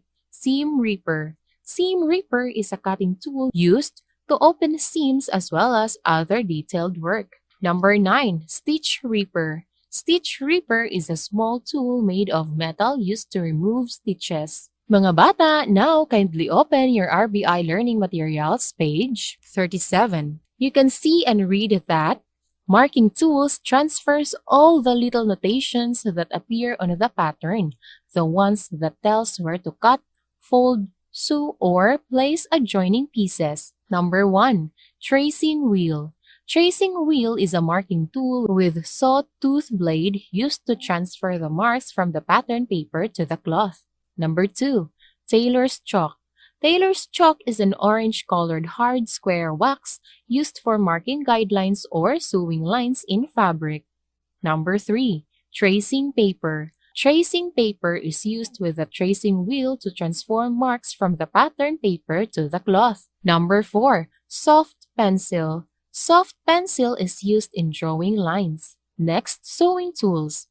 Sewing tools is a tool that is used for fastening or attaching objects using stitches. Number 1. Needles. Needles is a sewing tool that has one sharp end and a hole at the other end to make the thread pass through. They come in different sizes and are used in sewing to pass the thread through the cloth either by hand or machine. Number 2. Pins. Pins is a tiny sewing tool with a sharp pointed tip used for a variety of purposes, such as holding pattern pieces in place, fit fabric or garment on the body, hold fabric together, and secure lace, sequins, or beads. Number 3. Pin cushion. Pin cushion is used to keep needles and pins in place when not in use. Number 4. Emery bag. Emery bag is similar to a pin cushion but with rougher content such as finely ground broken plate or very fine dried sand to sharpen the tips of pins and needles and to prevent them from getting rust. Number 5. thread. Thread is used for stitching cloth either by hand or machine and comes in different colors and thickness. It can also be used for surface decoration. Thread can be made of cotton, nylon, or silk. Sizes may vary. Sizes may range from 40 or heavy sewing, thicker thread to 100, finer thread for sheer materials such as silk or organza. Number 50 is commonly used for hand sewing. Threads are sold in skeins or embroidery, cones, spools, and balls. Number 6. Needle threader. Needle threader aids in inserting the thread into the eye of the needle. Number 7. Thimble. Thimble is a small, durable, protective cap made of metal or plastic used to protect the finger from being pricked when pushing the needle through the cloth. Ngayon mga bata, kindly open your RBI Learning Materials page 39. Tips to keep your sewing tools and equipment longer. Number 1. Keeps in a storage box when not in use. Number 2. Place the pins and needles in the pin cushion. Number 3. Oil the scissors, especially the screw, to prevent rust. Have them sharpened regularly. Number 4. Arrange threads neatly. Number 5. Fold the tape measure. Number 6. Make an inventory of your materials, tools, and equipment. Number 7. Be sure your hands are clean and dry before starting to sew. Use handkerchief or face towel to wipe your sweat. Mga bata, now for our example, kindly open your RBI Learning Materials page 40. Kindly look and study the table that you can see in your RBI Learning Materials. Tools and materials are classified as measuring, cutting, marking, and sewing. Measuring tools are the following: tape measure, ruler, gauge, French curve, meter or yardstick, tailor's square, and curve stick. Cutting tools are the following: embroidery scissors, dressmaking shears, pinking shears, light trimmer, bent-handled shears, sewing scissors, thread clipper, seam ripper, stitch ripper. Marking tools are the following: tracing wheel, tailor's chalk, tracing paper, and soft pencil. Sewing tools are the following: needles, pins, pin cushion, emery bag, thread, needle threader, and thimble. Mga bata, now for your activity, classify the given sewing tools according to their use. Write them in the box where they belong. Mga bata, now it's time for you to do your activity.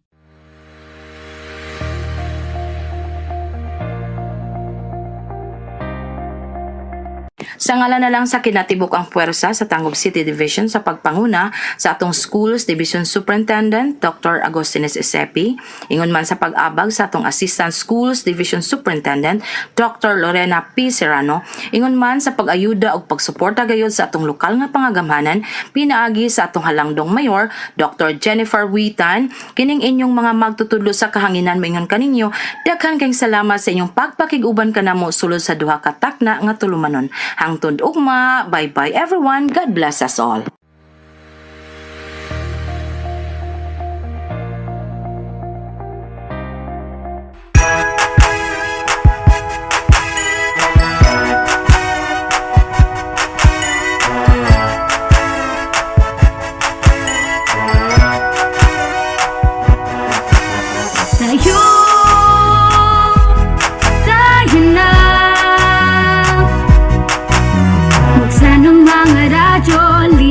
Matuto sa mga aral sa mundo. Tayo lang. Tumutok na sa TV, mag-aral ng maigi to get the lessons easily. It's tangkop, tangkop, tangkop time. We learn all things, it's very fine, masaya. Tutok na. It's tangkop, tangkop, tangkop time. We learn all things, it's very fine, masaya. Tutok na.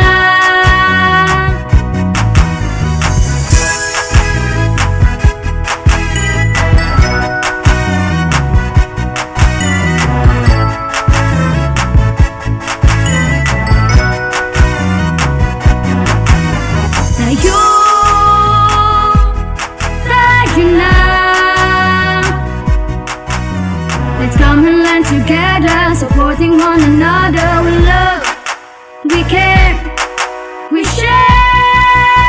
It's tangkop time. We learn all things, it's very fun. Masaya, tutok na. It's tangkop time. We learn all things, it's very fun. Masaya, tutok na. It's tangkop time. We learn all things, it's very fun. Masaya, tutok na. It's tangkop time. We learn all things, it's very fun. Masaya, tutok na.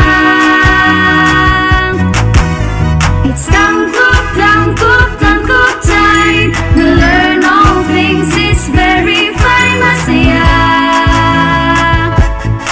tutok na. Tangkop time.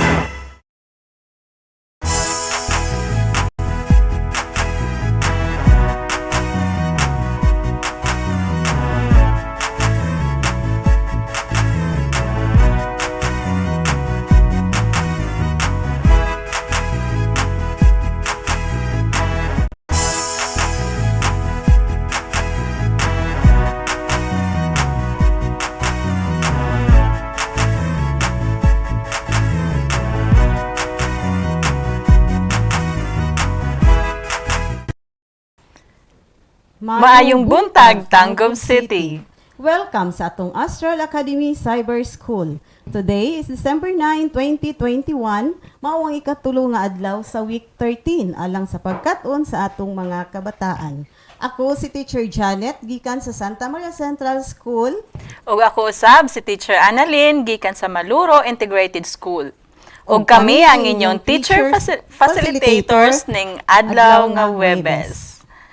Okay, so live gihapon kita karon no sa atong Astral Academy sa Facebook page o sa DepEd tayo Tanggub. So karong buntaga Ma'am Janet no, daghan kay tang pagahisgutan nga mga lessons. So ato ang kanang hisgutan inig kahuman sa ato ang break. So more discussions after a short break. This is Astral Academy Cyber School.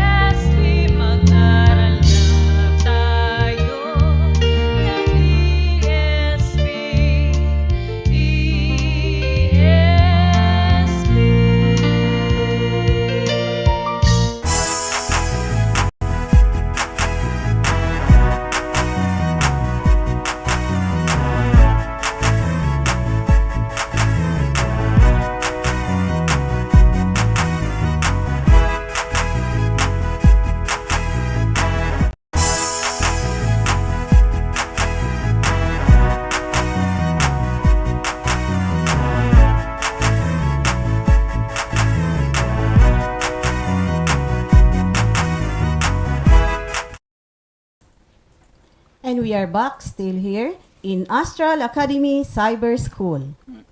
So karon no adunay ikaduha nga attendance marker. So sa ato ang elementary pupils tanawan ninyo ang atong attendance marker nga ikaduha. Then isulat ka na sa inyong SLM para present kamo sa ato ang live karong buntaga. Okay. So ari na kita sa ato ang mga topics. Okay. So sa grade 1 aduna kita subject nga Filipino, na topic na pangalan, ASP pagmamahal sa pamilya at kapwa. Sa grade 2 usab ato ang hisgutan sa English, ang parts of a book, ug sa mathematics mao ang addition and subtraction of small numbers. Ug sa grade 3 aduna kitay araling panlipunan, anyong lupa, anyong tubig at istruktura ng komunidad. Aduna say science, external parts and functions of animals. Sa grade 4 sab ato ang hisgutan sa science, ang specialized structures of aquatic plants, ug sa EPP ang wastong paggamit ng mga kubyertos. Ug sa grade 5 sa science, mode of reproduction of flowering and non-flowering plants. Sa Filipino adunay mahahalagang pangyayari sa kwento, at sa EPP pagtutuos ng puhunan, gastos at kita. Sa ato asab nga grade 6 pupils ato ang hisgutan sa Filipino ang mahitungod sa mahalagang pangyayari sa kwento, ug sa TLE ang classifying tools and materials. So mo dito na kita karon sa ato ang grade 1 Filipino no. Nga dunay competency, nagagamit ng wasto ang pangalan sa pagbibigay ng pangalan ng tao, hayop, bagay, lugar at pangyayari. So, tinatawag na pangalan ang mga salitang tumutukoy sa ngalan ng tao, bagay, hayop, lugar, at pangyayari. Di ba, Ma'am Janet? So, example sa mga ngalan ng tao. Okay, ito ang mga halimbawa sa ngalan ng tao. Bata. O, di ba? Tao ang bata. Karpentero. Okay, yan ay mga halimbawa sa ngalan ng tao. Mga pangalan sa ngalan ng tao. So, next naman ay sa mga halimbawa ng ngalan ng bagay. So, halimbawa ng mga bagay, gaya ng bag at saka ng media. So, yan ay mga pangalan rin sa ngalan ng bagay. So, meron din tayong ngalan ng hayop, kagaya ng pusa, palaka. Okay, yun ay mga ngalan ng hayop. Okay, sa ngalan ng lugar din ay ang simbahan at saka hospital or ospital. Okay, so meron rin tayong ngalan ng pangyayari. Kaarawan ay isang pangyayari. Kasalan. Okay, yun ay mga ngalan ng mga pangyayari. Tama. Para sa gawain ninyo, lagyan ng check ang kahon kung ang pangalan na ginamit sa larawan ay ngalan ng tao, hayop, bagay, lugar o pangyayari. Okay, so sa grade 1 ESP naman, so ang competency nito ay nakapagpapakita ng pagmamahal sa pamilya at kapwa sa lahat ng pagkakataon, lalo na sa oras ng pangangailangan. Okay, so usa na sa kinaiya sa itong mga Pilipino, ma'am, no?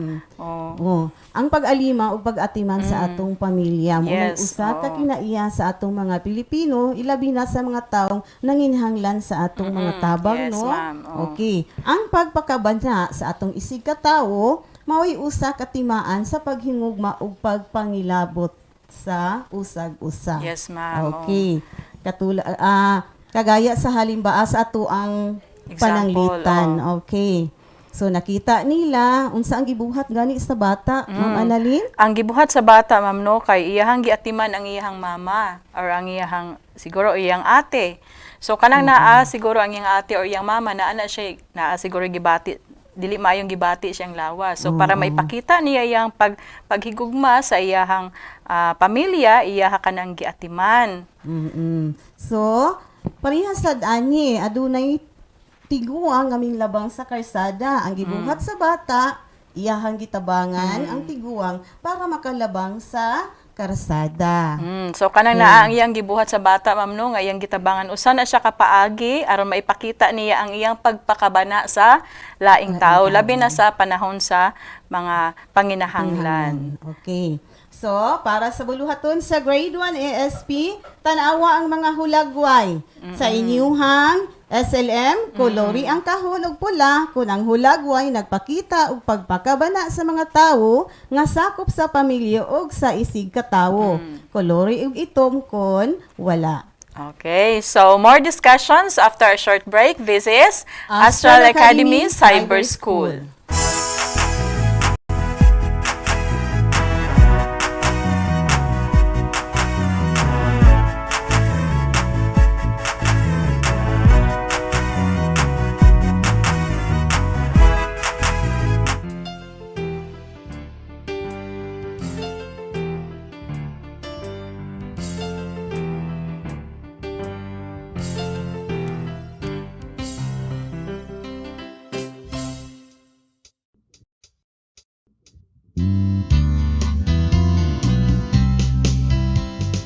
This is the way we speak. This is the way we read. This is the way we write. This is the English way. This is the way we speak. This is the way we read. This is the way we write. This is the English way. Come and learn to speak and write of the language of the world. Learn to understand the language of the world. This is the way we speak. This is the way we read. This is the way we write. This is the English way. This is the way we write. This is the English way.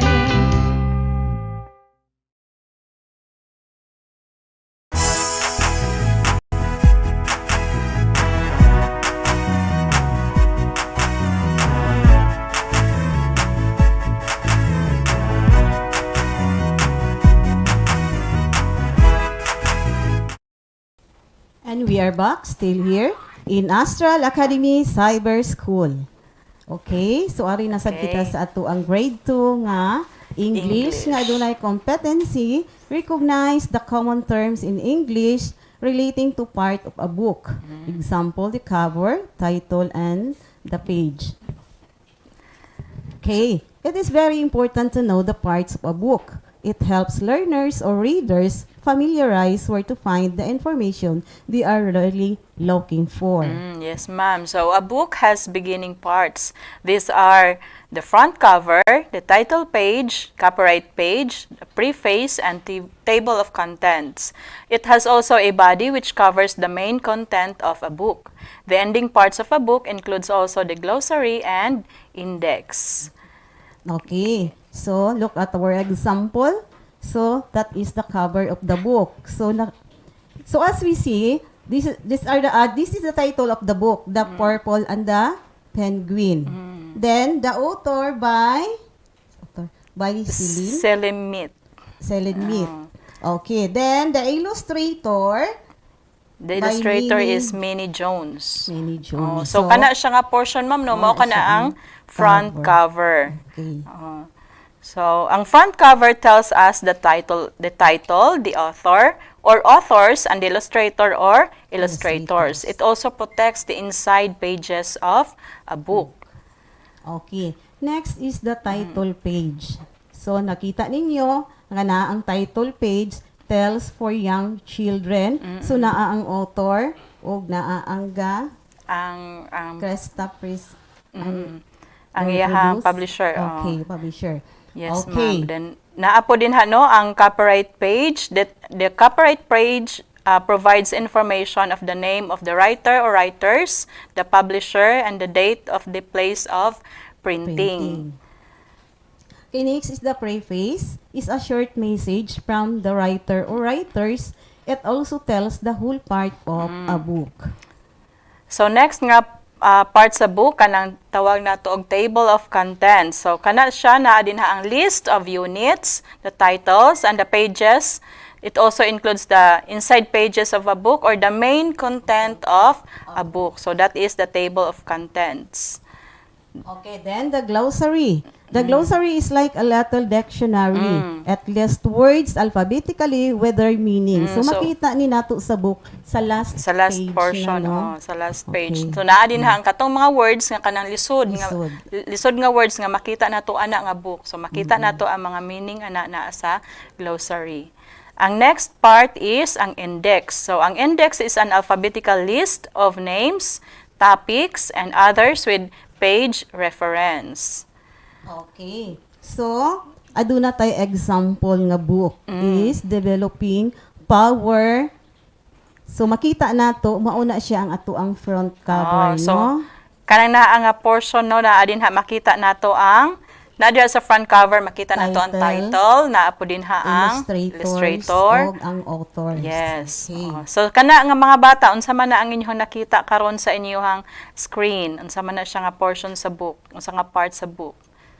So kana nga part no kay ang mauna siya ang preface. Yes, ang preface. So mao na ang short message nga gikan sa author para sa mga readers. Okay. So kana nga portion. Unsa na siya nga portion, unsa na siya nga part sa book. O kana. So mauna siya ang copyright page. So ang copyright page na din ha ang publisher o ang date of publishing sa book.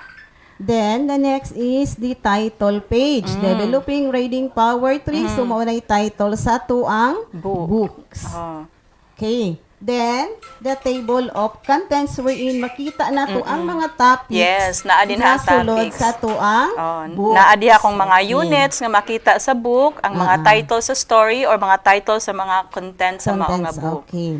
Okay, then for your activity, fill in the blank with the correct answer from the parts of a book inside the box. Write the letter only. Okay. Okay. So, alita sa atuang mo-proceed ta sa grade 2, no? Mathematics. Sa tong mathematics. Performs adunay competency, performs order of operations involving addition and subtractions of small numbers. Okay. So, ang order of operations dai ma'am no, mao kini ang basihan sa husto nga hanay aron makwenta og husto ang expression sa matematika nga adunay nagkalain-lain nga operations. So, ang addition mao na ang process nga pagdugang sa usa ka butang or numero sa uban. So, example, 2 plus 3 equals 5 or so gamit ana og addition or 4 plus 2 equals 6. Okay. O sa subtraction usab, ang proseso sa pagkuha sa usa ka butang o numero gikan sa lain nga numero. Okay, pananglitan 6 minus 2 equals 4 ug 8 minus 4 equals 4. Okay.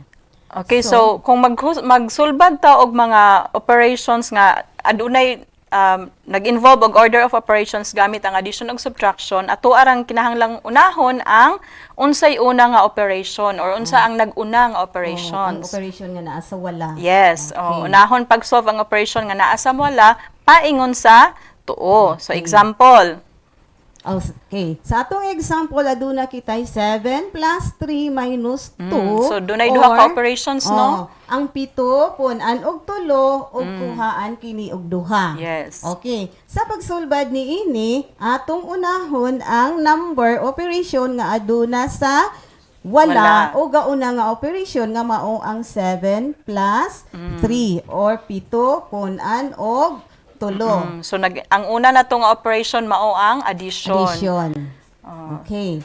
So 7 plus 3 mahimo siya nga 10. So atong isulat siya sa ubos. Dayon butang ang minus nga sign, dayon minus 2. So 10 minus 2 na dayon equals 8.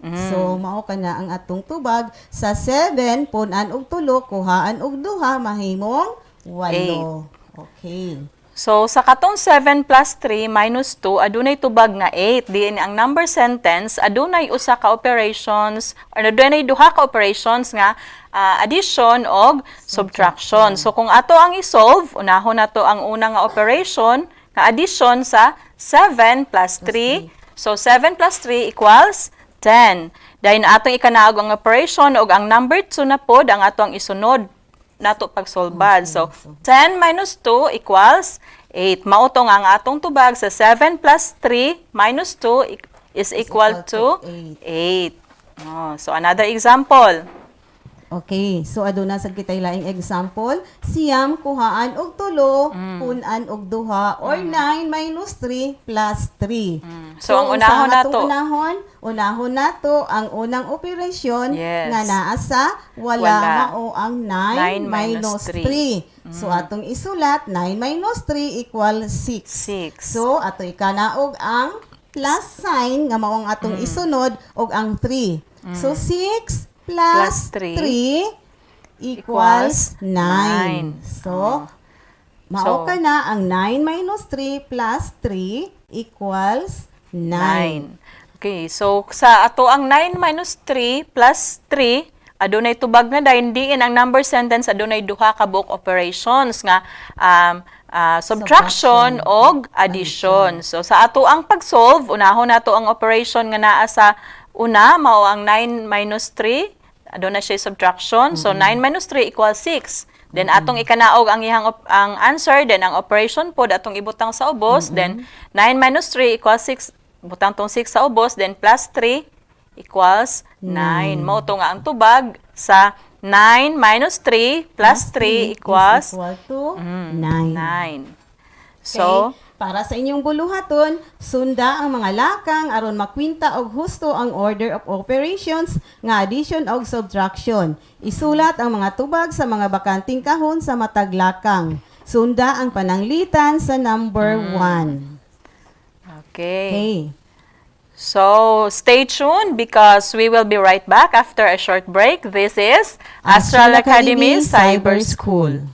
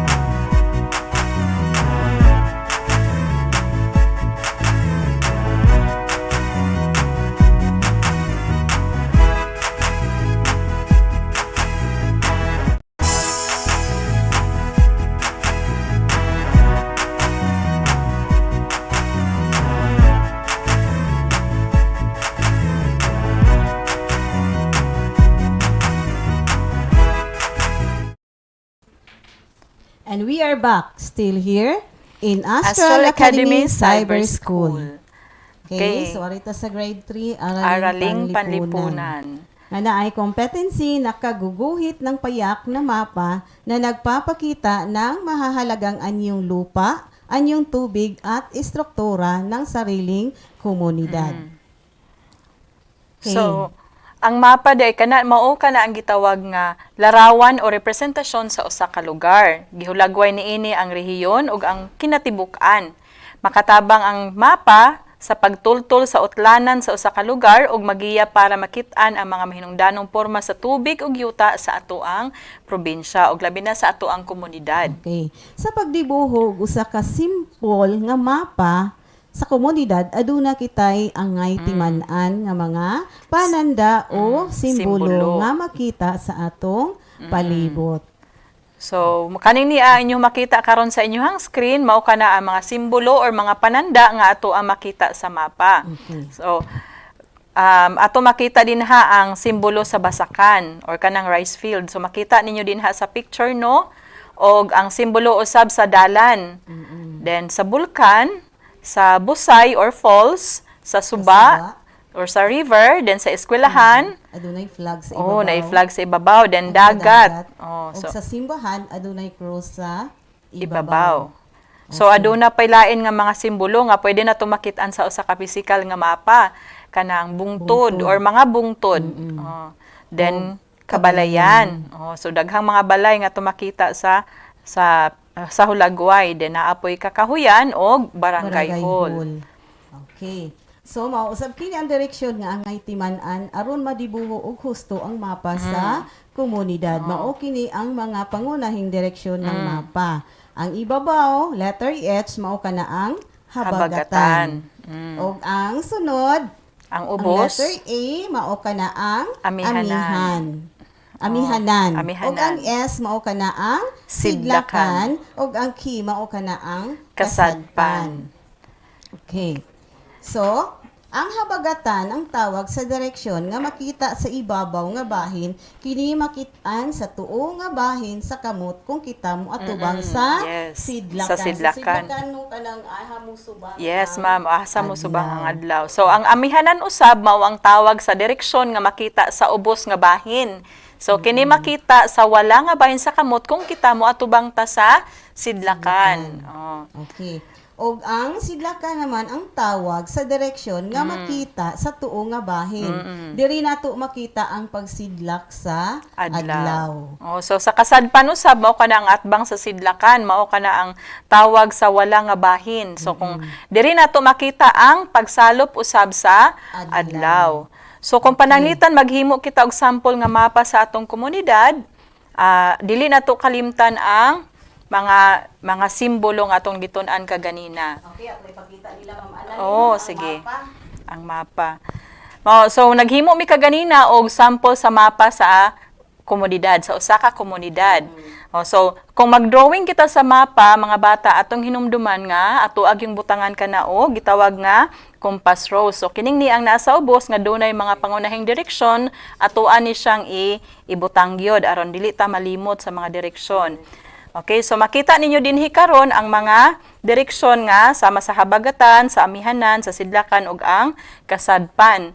So kung ato ang maghimo kita og mapa sa atong komunidad, atong himuon nga reference point ang ato ang tungtong nato ari ma'am. Tungtong nato diri. Okay. So ato ang himuon nga reference point ang ato ang balay. So panalitan kani ang maong ato ang balay, mao ni ato ang reference point. So panalitan ato ang kuanon atong i-drawing ang anaa sa iyahang habagatan. So sa iyang habagatan makita din haang unsa may naa siyang habagatan. So tan-aw nimo diri. So diri man tam ang atong reference point, tan-awa ang unsa naa sa iyang habagatan. So makita nato ang kakahuyan ug ang sa ting basakan. Oh, so mao nay makita sa habagatan. So dinhi usab sa iyahang sidlakan makita ang mga kabalayan. Oh, mga kabalayan. Dayon sa iyaha usab nga kasadpan makita ang eskwelahan, ang simbahan ug ang mga bungtod. And then dinhi sa iyahang amihanan makita ang usa ka suba. Oh. So timan-an nato sa tuang paghimo sa atuang mapa sa komunidad, ato ag yung hinumduman kung asa ang mga direksyon aron mabutang po nato siya og insakto dinhi sa atoang mapa nga pagahimuon. Ang pagbuhat niya sa mapa, ang iyang reference point mao ang iyang Yes, ang iyang balay. Oh, so, yung anak mga bata ha, inigidrawing ninyo sa inyong mapa, kay mag-drawing man gid mo din na sa inyong SLM, inyuhang himuon nga reference point ang inyong balay. Oh. Ang gawas mo sa inyong balay, lingi ang inyong kasadpan, ang silangan, ang habagatan, amihanan. Kung sa ang duol sa inyong balay. Then, gamita tong mga simbolo nga inyong nakita din ha sa to ang SLM aron nga mabutang nato og insakto ang mao nga mga simbolo sa insakto nga lugar. Okay, so I hope nasabtan to, no? So, sayo na pagbuhat, ma'am, basta kuan lang gitag unsay naa sa to ang palibot, makabalo lang tag unsay naa sa tong palibot. Okay. Para sa inyong buluhaton, idibuho sulod sa kahon ang mapa sa imong komunidad gikan sa himutangan sa inyong balay gamit ang mga ilhanan o simbolo nga anaa makita sa una nga bahin niining self-learning materials. Okay. So, mo-proceed na ta sa ato ang science nga grade 3. Aduna kini competency nga identify the external parts and functions of animals. Ang matag hayop adunay nagkalain-laing parte sa lawas sama sa sungay, baba, mata, ilong ug uban pa. Atong nahibaw-an nga matag parte niini adunay mga gimbuhaton sa mausab sa kanatong tawo. Yes, mao tinuod yun na siya, ma'am. So sa ato ang lugar ato usab makita ang nagkalain-laing hayop sama sa kabaw nga adunay upat ka buok tiil, naay baba, naay ilong, naay duha ka buok mata ug duha ka dalunggan ug adunay ikog. So anyoha makita din ha karon sa inyong screen mga bata ang usa ka hulagway sa usa ka kabaw. So ang kabaw adunay duha ka sungay. Naay duha nga sungay, naay duha ka mata. Adunay duha ka dalunggan, adunay ilong, naay baba, ikog ug aduna usay upat ka tiil. So mao kana ang parte sa lawas sa kabaw. So ang katong ilaha mga parte sa lawas, ma'am, no, na ana sila mga nagkalain-lain nga mga function mga gamit. So ang tiil syempre gigamit na siya sa pagbaklay, paglakaw. Then ang baba gigamit nila sa ilahang pagkuha sa ilahang pagkaon. Then ang ilong gigamit sa pagginhawa o pagsimhot. Okay. Ug ang duha ka mata gigamit aron sila makakita. Ug ang duha ka dalunggan gigamit aron sab sila makadungog. Yes. Ug ang ikog gigamit sa pagbugaw sa mga insekto sama sa langaw ug uban pang mamaak nga mga insekto. Mao day nang ikog sa kabaw gasigi na lang og pamugaw sa ilang lawas. Magsigig kuan na siya. Mamugaw siya. Mamugaw day kanang ikog. Yes, ma'am. Mao na naagid siya purpose nganong naagibutang dira ang ikog sa kabaw. And then, ang sungay usab, ang duha ka sungay sa kabaw, mao kana ang gigamit nga proteksyon sa ilahang kagalingon, batok sa ilahang mga kaaway. Okay. So, grade 3 para sa inyong buluhaton, ilha og isulat sa linya ang ngalan sa parte sa hayop nga gilinginan sa column A ug ilha ang gamit niini pinaagi sa pagkonektar sa hulagway sa column A ngadto sa column B gamit ang linya. Okay. So, more discussions when we return. This is Astral Academy Cyber School.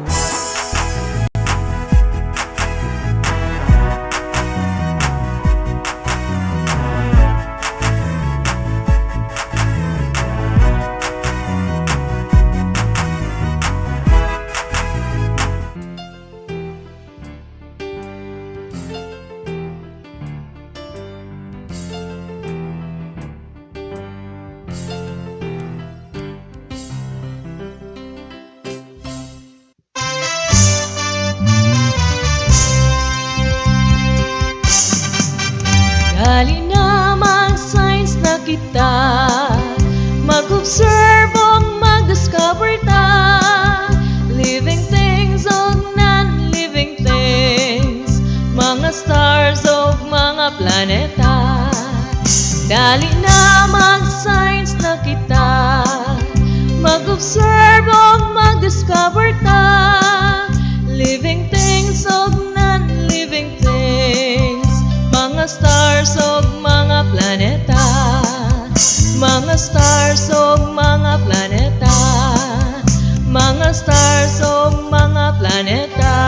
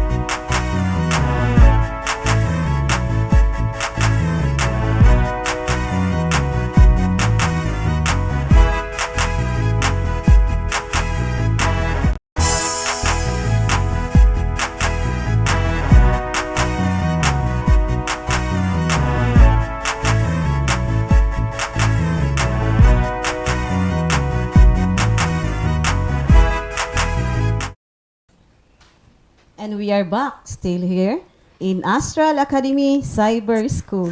Okay, so mo-proceed na kita karon no sa ato ang grade 4 nga mga estudyante sa science nga ilahang subject.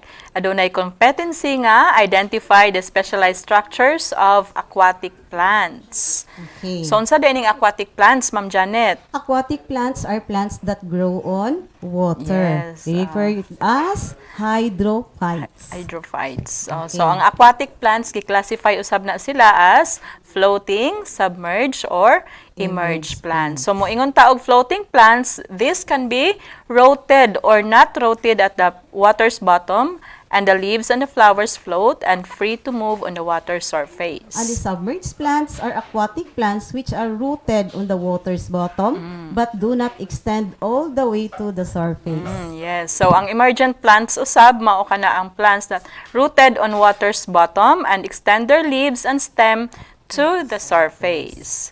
Okay, the plants that live in aquatic habitat have specialized structures and characteristics. So example no kanang water lily. So unsa may special aning water lily? So ang water lily has leaves that are thick and buoyant that absorbs sunlight. Yes. So ang water lily's leaves are wide and flat that help distribute weight over a large area, thus helping them float. Gay nato ni makita ang water lily So, kasagara ano? So kanang sa tubig dagko kay og dahon. Yes, ma'am, dagko kay sila og dahon. And then naa gyud na sila gakuan gyud na siya, galutaw gyud siya sa kuan sa tubig, kuan siya sa iyahang dahon. And then next is ang lotus plant. The lotus plants are flat and broad leaves covered with tiny hair-like structures that prevent water from reaching the surface of the leaves. So ang lotus plants have self-cleaning ability. So mo na nakanindot sa lotus plant no naa siya yang kaugalingon nga cleaning ability. So water rolls off the leaves carrying away any dirt and debris, and the water rolls off instead of getting absorbed. So makita nimo no ang lotus plant naa siya sa ibabaw mo, paibabaw siya sa tubig, and then ang kato ang water lily naa siya sa gakuan siya sa dahon, nagid siya sa tubig. So next is the hyacinth. The hyacinth have long roots that absorb impurities and can lock up floating particles from the water, thereby purifying the water. It has soft stalks like a bladder that allows it to float on the water easily. So, mo na nindot nga characteristics sa hyacinth. Okay, next is ang water lettuce. So, water lettuce has an overlapping fluted velvet soft green leaves covered with water-repellent hair. So, makita nyo din na sa hulagway mga bata, adunay siya mga daghan kaayo nga kanang roots, gagmay kaayo nga mga roots. The long feathery roots have great shelter for young fish and other wildlife. Okay. So then the duckweed is a very small light green free floating seed-bearing plant. These plants have a simple structure lacking on obvious stem or leaves. Okay, so but these tiny plants provide cover for young fish also of many aquatic species. Also, it is used for water treatment to capture toxins and for odor control. Duckweed is the world's smallest flowering plant. Roughly 40 species of duckweed exist and grow worldwide. So these are very small aquatic plants grow so rapidly that a single floating colony can double in size in less than 48 hours. Yes. So, para sa inyong activity mga bata, you identify the specialized structures of aquatic plants by choosing the characteristics of following aquatic plants inside the box. So, write your answer on the space provided. So, ang number 1 ni Ana, inyuhan na ka ng gihimo na daan, giansira na daan as your guide. Okay, so, proceed ta sa ato ang grade 4 EPP. Adunay quantified competency na isasagawa ang wastong paraan ng paggamit ng kubyertos. Okay. Ang paghahanda ng masustansyang pagkain, pag-aayos at paggamit ng mga kubyertos sa hapagkainan pagliligpit at paghuhuga sa pinagkakainan ay dapat matutunan at maisagawa ng batang tulad Yes. mo. Okay. So, narito ang mga wastong mga hakbang sa pag-aayos ng hapagkainan. Una, punasan ang mesa at maglagay ng mantel or placemat sa lugar ng bawat taong kakain. So, ito ay tinatawag na one cover. So, naayos sa hapagkainan. So, tingnan ninyo ang nasa larawan na makikita sa inyong screen. Ang bawat tao ay nilagyan ng placemat or mantel. Pero dili tanan no gagamit og placemat no. Oh, yes, ma'am. Okay. Pero kailangang mahibaw-an sa mga bata. Okay. So, ikalawa, ilagay ang nakatihayang plato sa gitna ng cover na may pagitang 1 pulgada mula sa gilid ng mesa. Okay. Then ilagay sa kaliwang bahagi ng plato ang serbilyeta at tinidor na nakatihaya. Sa kanang bahagi naman ang kutsara na nakatihaya rin. At sa bandang itaas nito, ilagay ang baso na may 3/4 na tubig. So, naisulod ang baso. So, makita ninyo sa inyong screen karon mga bata ang mga nagkalain-lain nga mga gamit. Giunsa iyang plaster, giunsa siya pagbutang. So, naa din makita ang serbilyeta, ang tinidor, ang placemat. So ang serbilyeta di ay kay table napkin. Oh, yes, ma'am. Oh, so, ibutang siya dira sa iyahang walang bahin, kauban sa tinidor. Okay.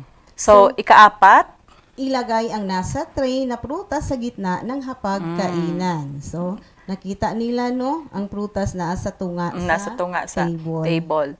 Then next, number 5, gawin ito sa iba pang cover. Bigyan ng sapat na pagitan upang makakilos ng maluwag at maayos ang mga kakain. So makikita ninyo sa larawan mga bata ang wastong pagkaayos ng mga kubyerto sa bawat kakain. Okay, so nakita sa pagkainan no, naka-arrange na yes, arrange ang iyang mga kubyertos, ang mga gamit. Ang ngayon dyan mahibaw-on sa mga bata. Yes, ma'am. Okay, so sa inyong activity, gagawin ninyo or isagawa ang wastong mga hakbang sa pag-ayos ng hapagkainan. Kulayan ang happy emoji kung naisagawa mo ang wastong mga hakbang sa pag-ayos ng hapagkainan at sad naman kung hindi. Okay, so more discussions after a short break. This is Astral Academy Cyber School.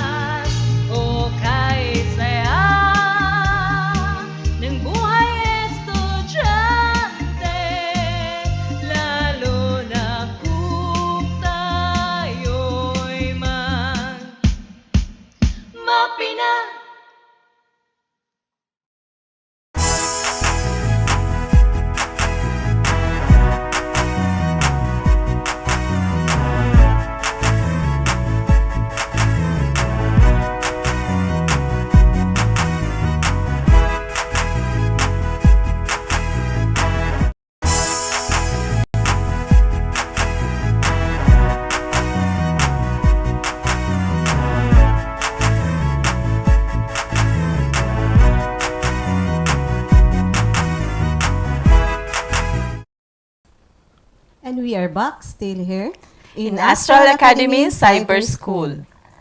Okay, so proceed kita sa ato ang grade 5 nga mga learners. Ang nato ay subject nga science. Ado na kini competency nga describe the different modes of reproduction in flowering and non-flowering plants such as moss, fern, mungo, and others. Okay, so plants carry out reproduction in different ways such as from seeds, spores, and other plant parts. Yes. Plants can be divided in two groups, the flowering plant and the non-flowering plant. Okay, so when we say flowering plants, these are plants that some point during its life cycle produces a flower. Okay. Og ang non-flowering plants usab mao kani ang mga plants that do not use flowers to reproduce. Okay, the reproduction is one of the important life processes, which ensures the continuation of similar kinds of individuals generation after generation. So these are the modes of reproduction in flowering and non-flowering plants. One is sexual reproduction, and the second is asexual reproduction. Yes, when we say sexual reproduction, this takes place when flowers produce seeds. It occurs through pollination and fertilization that leads to the production of new seeds. And when we say asexual plants, or asexual reproduction rather, is producing new plants through other plant parts and no sex cells are involved. So non-flowering plants do not have flowers, so they do not produce seeds. Okay, so now let us describe the different modes of reproduction in flowering and non-flowering plants such as moss, fern, mungo, and others. Okay, so to describe the mode of reproduction of a flowering plant and non-flowering plant, we are going to make an outline using the keywords. Okay, basta outline no, naagad na siya keywords. Yes, ma'am. So, una, ato da ang i-identify or identifying the keywords. And then, after identifying the keywords, we're going to formulate questions and then answering those questions. And then, describing the mode of reproduction. Yes, so in identifying keywords, so naatay information nga makita din ha sa inyong SLM mga bata. So, naa din ha ang mga information nga atong gamiton para sa keywords. So, ang mga keywords makita din ha sa Roman numeral 1, reproduction of flowering plants, the processes involved in reproduction of flowering plants. So, naa diha ang pollination, A, pollination, and fertilization. So, sa pollination, naa din ha ang pollen reaches the pistil, and then sa fertilization na ang sa A, ang zygote o ang seed. Okay. By formulating questions, okay, so what kind of reproduction happens to flowering plants? So, mauna siya ang question number 1. So, kanang nga question, ma'am, no, base na dito sa keywords nga ilahang nakita. Okay. So, sa 2, what processes involved in reproduction of flowering plants? Okay, under letter A, what is pollination? Okay, what happens when pollen reaches the pistil? Then, in letter B, what is fertilization? A, what happens to the zygote? Then, what happens to the seed? So, kato nga mga questions sa nakaingon na kaganina mga bata, kato silang mga questions base to sila sa mga keywords. Katong una nga question, mauto ang magdala sa answer or sa tubag nga pinaka-importante or ang pinaka-importanting ideya sa ato ang paghahimuon nga description. And then, katong uban nga mga keywords dadto maukod to ang mga nagsuporta nga mga detalye sa ato ang main idea. Okay, so mao kini ang answer sa ato ang question. Number 1, the kind of reproduction happens to flowering plant is sexual reproduction. And number 2, katong processes, so mao ni ang iyang answer. The process involved in reproduction of flowering plants are pollination and fertilization. Then, under letter A, pollination is process of transferring the pollen grains from another to the stigma, part of a pistil of a flower. So, ang stigma is part of a pistil. Okay. Letter A, when pollen reaches the pistil, the pollen fertilizes an egg inside the stigma. Then, the letter B, sa non-flowering, Flowering. So, ang question sa letter B, Flowering fertilization is the fusion of male gametes, pollen, and female gametes, the ovum, to form a zygote. Okay. Then, the zygote transform into an embryo and eventually becomes a seed. Then, the seed germinates into a new plant. So, kato mga tubag dito sa mga questions, ma'am, no? Mao kadto ang ato ang pagasumpayon at to silang isumpay aron ma-describe nato ang mode of reproduction sa flowering plant. So, naa din ha inyong makita sa inyong SLM karon ang on how to describe the mode of reproduction. So, gisumpay rato nato ang gikan sa mga answer gikan sa una hangtod sa katapusan nga mga answer. So, katong una nga answer kato na sa Roman numeral A, mao kadto ang pinaka-importante nga ideya sa ato ang gihimo nga description. O katong mga musunod mao kadto ang mga supporting details sa ato ang gihimo nga description. So mao kana ang description. Yes, ma'am. Okay. So next ato usab nga tan-awon kung unsaon pag-describe ang mode of reproduction sa non-flowering plants. So, sa non-flowering plants na punta. Okay, now we are going to describe the mode of reproduction of a non-flowering plant such as most plant. Like the flowering plant also, we are going to make an outline using keywords lang gihapon. Okay, so, mauto no sa keywords, ang una natong pagtanawon ang i-identify nato ang mga keywords and then i-formulate nato ang questions base dito sa keywords and then ang katong nga question atong ansiran. Okay. So katong mga answer ato siyang isumpay aron mahimo siya ang description. Okay, so mao ni identifying the keywords, so same ra gihapon atong same ra gihapon ni adto. Ang kanang una nga importanteng mao kana ang importante nga word sa ato ang paghimuon nga asexual reproduction. Then second is the reproduction happens to most plant. A, most plant reproduce. Then B, new plant grows. Okay, so dinha na pod paghuman sa ato ang gihimo nga keywords ato akan ang himuan og questions. Okay, so ang question nga atong nahimo mao kining what is asexual reproduction? No? Then 2 is what reproduction may happen to most plant. Then letter A, how does most plant reproduce asexually? Then what grows the same as the original plant. Okay, so ang mga tubag ana maunay ato ang ibutang dito sa answering the questions. Then pagkahuman natog answer sa mga questions, tuwa na siyang isumpay na dayon aron mahimo nato ang description or unsaon nato pag-describe ang mode of reproduction so, kanang sa flowering nila, plants. Mauna ka na ang non-flowering. description. Yes, yes ma'am.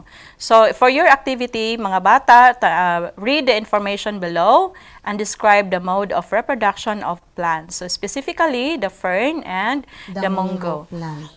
Okay, so mo-proceed na ta sa to ang grade 5 EPP. Adunay competency nga natutuos ang puhunan, gastos at kita. Okay, so unsa man di aning pagtutuos, Ma'am Janet? Okay. Ang pagtutuos ay isang paraan upang malaman mo kung ikaw ba ay kumita, tumubo o nalugi sa iyong ginawang hanap buhay, gaya ng pagsasapamilihan ng alagang manok. Yes, so ang pagtutuos sa mga nag-Google at napagbilhan ng produkto ay kailangan gawin upang malaman kung ito ba ay nakatulong sa pamumuhay ng mag-anak bilang dagdag kita. So, ang puhunan di yun puhunan ay tumutukoy sa ginagasta bilang panimula sa isang negosyo. Yes, tama. Ang gastos naman ay ang mga nailabas na pera para mabuo, mapaunlad ang negosyo at ang kita naman ay ang sobrang pera matapos kuhanin ng puhunan at kita. So, pag-aralan natin ang isang talaan upang matuos ang puhunan, gastos at kita. So, mayroon tayong sitwasyon dyan sa inyong SLM, mga bata na nag-alaga na si Aling Marta ng native chicken na sisiw na sa kanilang bakuran sa loob ng 6 na buwan. So, tingnan natin ang talaan ng gastos at puhunan ni Aling Marta sa inalagaan niya. Okay, ang paggawa ng kulungan, ang kanyang gasto ay 1,000. Sa halaga ng sisiw is 200 at halaga ng panustos is 2,500. Halaga ng serbisyo is 1,500. So lahat na gasto niya ay naay kabuuan nga 5,200. Yes, 5,200 pesos. Okay. So tingnan natin kung magkano ang tubo or kita ni Aling Marta. So sa kanyang 20 alagang manok ay Kanya itong naipagbili sa halagang 8,500 pesos at ang kanyang ginastos lamang ay 5,200. So, i-minus na nato ang katong iyahang pinagbilhan at saka ang ginastos para makita natin ang kanyang tubo. So may tubo siya na 3,300. Yes. Oh. Okay. So, para sa inyong gawain mga bata, pag-aralan ninyo ang talaan na sa inyong SLM, gumawa kayo ng pagtotoo sa halaga ng ginastos ng tubo at kita ni Mang Jose sa pag-aalaga niya ng manok. Okay, so wala na day kitay lain pang oras, ma'am, no? So, ato adaan before ta mo kuan mo ato sa tan-ahon ang ato ang attendance marker nga na sa ibabaw, no? Last nga attendance marker sa elementary. Ikatulong attendance marker sa ato ang mga elementary learners karong adlaw. So tan-awan ninyo, isulat ninyo sa inyo ang SLM para present ta karon sa ato ang live. Okay, sumusunod ang grade 11. Yes, ang grade 11 na pod mo ay musunod. So atong pasalamatan, ma'am, no, ang ato ang nagpaliyon ning atong programa. Ma'am Janet. Okay, atong pasalamatan ang paluyon ining atong programa, ang atong Schools Division Superintendent, Dr. Agostenes E. Sepi, ang atong Executive Producer, ang atong technical team, learners, teachers, ug sa tanang mga viewers, hangtod sa sunod higayon ug sa samang oras. Ako si Teacher Janet. Yes, ug ako usab si Teacher Annalyn, ug kami mo ingon, ang batang kugihan mo tuon, adunay maayong kaugmaon. Bye-bye.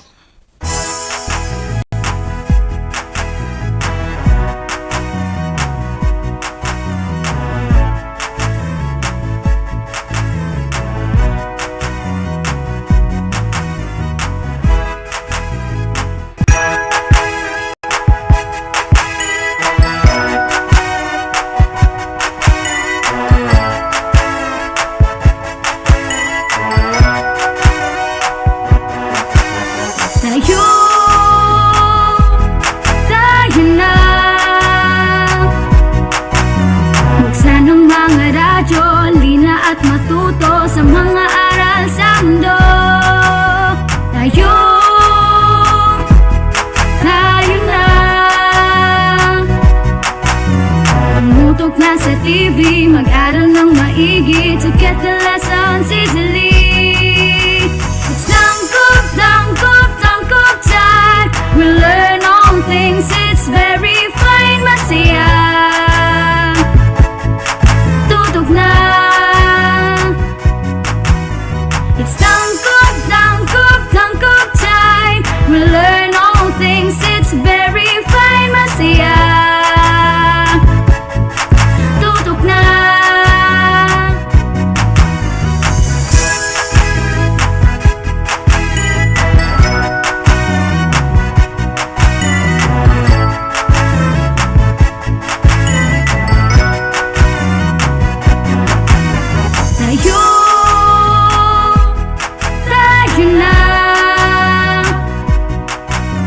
Let's come and learn together, supporting one another. We love, we care, we share. It's tangkop, tangkop, tangkop time. We learn all things, it's very fine, masaya. Tutok na. It's tangkop, tangkop, tangkop time. We learn all things, it's very fine, masaya. Tutok na. It's tangkop, tangkop, tangkop time. We learn all things, it's very fine, masaya. Tutok na. It's tangkop, tangkop, tangkop time. We learn all things, it's very fine,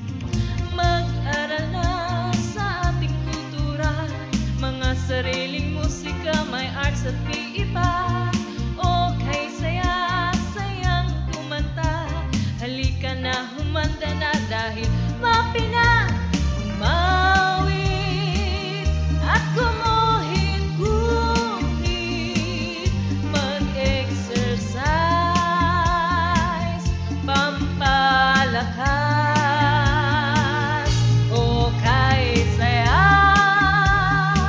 ng buhay estudyante, lalo na kung tayo'y mapina.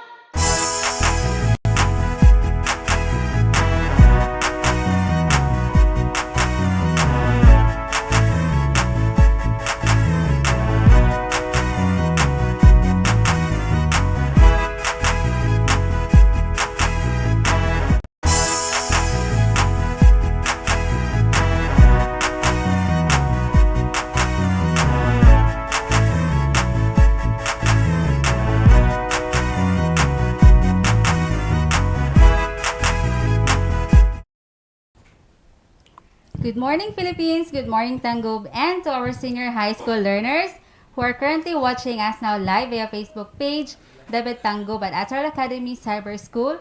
Good morning! I am Teacher Cherilyn from Bungabong National High School. To all my friends who are just walking up, good morning learners, and to our YouTube subscribers, teachers, parents, administrators, good morning. I am Teacher Mary Ann from Pangabuan Integrated School, and we are your teacher facilitators for today. So last week, Teacher Ann, we knew about the 21st century literature from the Philippines and the world, which is the 21st century literary genre, elements, structures, and traditions from across the globe. That's right, Teacher Chai. With that lesson, we were able to discuss or explain to our dear learners how the different context enhances text meaning and readers' understanding. That's true, Teacher Ann, and we must not read because what we are told to do so, but we must read with understanding as well. That's right, Teacher Chai. And for our topic for today, Ma'am Chai, it is about multimedia skills in interpreting text with a learning competency, produce a creative representation of a literary text by applying multimedia and ICT skills. So, talking about multimedia, Teacher Ann, what is multimedia? So, when we talk about multimedia, Ma'am Chai, it is the use of a computer to present and combine text, graphics, audio, and video with links and tools that let the user navigate, interact, create, and communicate. And there are also components essential to this multimedia. We have the first one. There must be a computer to coordinate what we see and hear and to interact with. That's right, Teacher Chai. And second, there must be links that connect the information. And the third one, there must be navigational tools that let you traverse the web of connected information. And for the fourth one, because multimedia is not a spectator sport, there must be a ways for you to gather, process, and communicate your own information and ideas. That's right, Teacher Chai. If one of these components, di ba four to siya, Ma'am Chai? So if one of these components is missing, you do not have multimedia. So, am I right? Ma'am Chai? Say na to if we don't have, if naay component nga missing ato.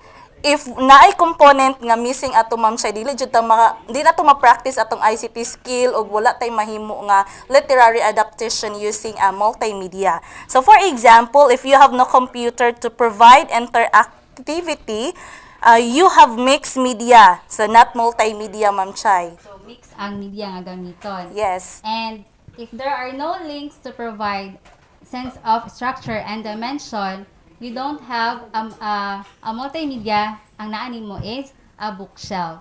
That's right, Ma'am Chai. And now, speaking of multimedia, we have here the importance of using multimedia in education. So what are those, Ma'am Chai? So, as we all know, Teacher Ann, we are now in the 21st century, di ba? Modern na kaita. So the importance of using multimedia in education, it plays an important role in today's society and in education because society now is keeping up with the times. That's right. And we also have, it is a good way for communication because it is easy to communicate and understand what they say. And also, Teacher Ann, multimedia has animation, music, video, and more of this. So, mas malingaw jud ang mga audience kung naatay Multimedia. And easier to attract people to listen what you talking about. And it is also easier to deliver what you want to say if they don't know what to say.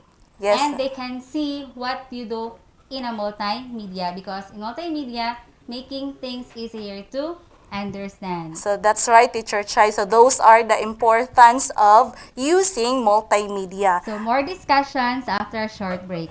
This is Astral Academy Cyber School.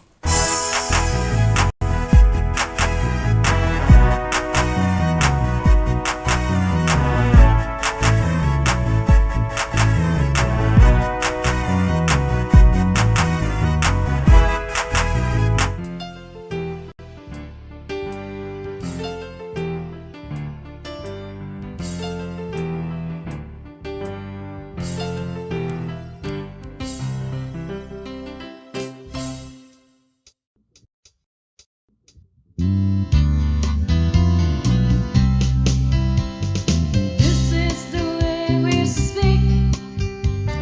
This is the way we read. This is the way we write. This is the English way. This is the way we speak. This is the way we read. This is the way we write. This is the English way. Come and learn to speak and write of the language of the world. Learn to understand the language of the world. This is the way we speak. This is the way we read. This is the way we write. This is the English way. This is the way we write. This is the English way.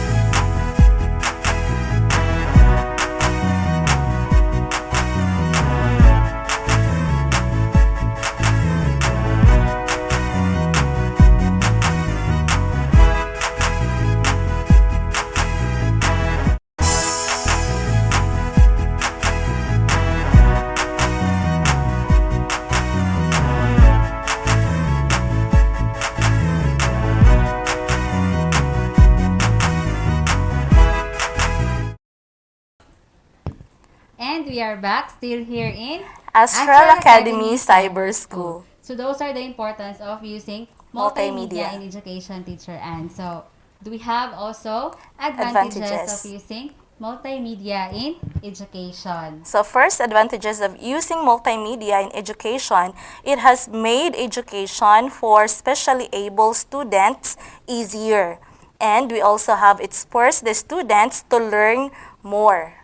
And it is also easier to learn from the images rather than text. Samot na nga, for especially sa elementary pupils, Teacher ano, nga mas malingaw sila pa makita sila of Mga images. di ba?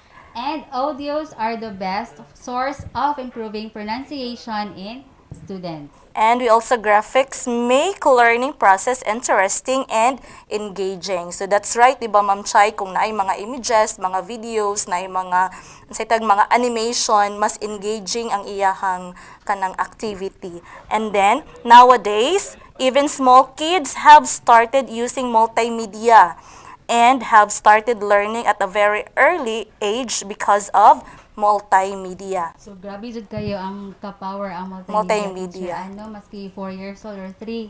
Nagamit na o kabalo na mag-browse ma'am sa cellphone. So, how to become a competent artist, Teacher Ann? Yes, Ma'am Chai. For me, to become a competent artist in multimedia, you must have these multimedia skills. First, we have creativity. So when we talk about creativity, Ma'am Chai, it is a mindset. It is a creative mindset is the prime skill you must have in creativity. And then, although you'll need this in all other career paths, creativity remains the creme de la creme in multimedia arts. With all the monotonous ideas available in the market, you'll need to step out and add your own flavor. And then, dull ideas and squeeze out your creative juices. So, grabe, creativity, yun ma'am, ang usa sa kanang skills nga ato ang i-masters for us to be called as one of the competent by using multimedia. And second is the communication skills. Even though media gadgets and tools take most of your time or take most of our time, good communication skills still matter to be successful in the field. And nga naman, Teacher Ann, because it expresses our ideas out and deliver our views and opinions well. Communication skills help you to expound your thoughts with your peers and vice versa. That's right, Ma'am Chai. And then you must know how to listen intently and return an interesting response. So that is for communication skills. And then we also have management skills. So another thing you need to hone is your management skills. So you must manage your time and prioritize your errands. So deadlines and projects consume time and may dare you to give up your social life. However, with organizational skills as one of your hallmarks, you can finish tasks well. So flexibility is also the key, Ma'am Chai. Another also, Teacher Ann, is problem-solving skills. It is a successful multimedia artist has the initiative to solve intricate problems. And with logical and analytical reasoning skills, you can easily adapt to changes and sudden snags common in the multimedia arts field. You must know that an idea can face glitches. Therefore, we must put possible solutions on the table and contribute proactive ideas.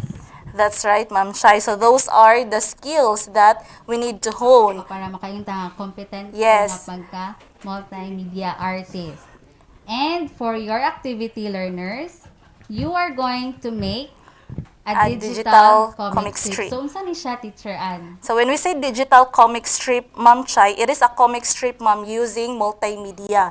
So, in your SLM, you have there the link for you to be guided kung unsaon siya paghimo, Ma'am, ang digital comic strip. And more discussions after a short break. This is Astral Academy Cyber School.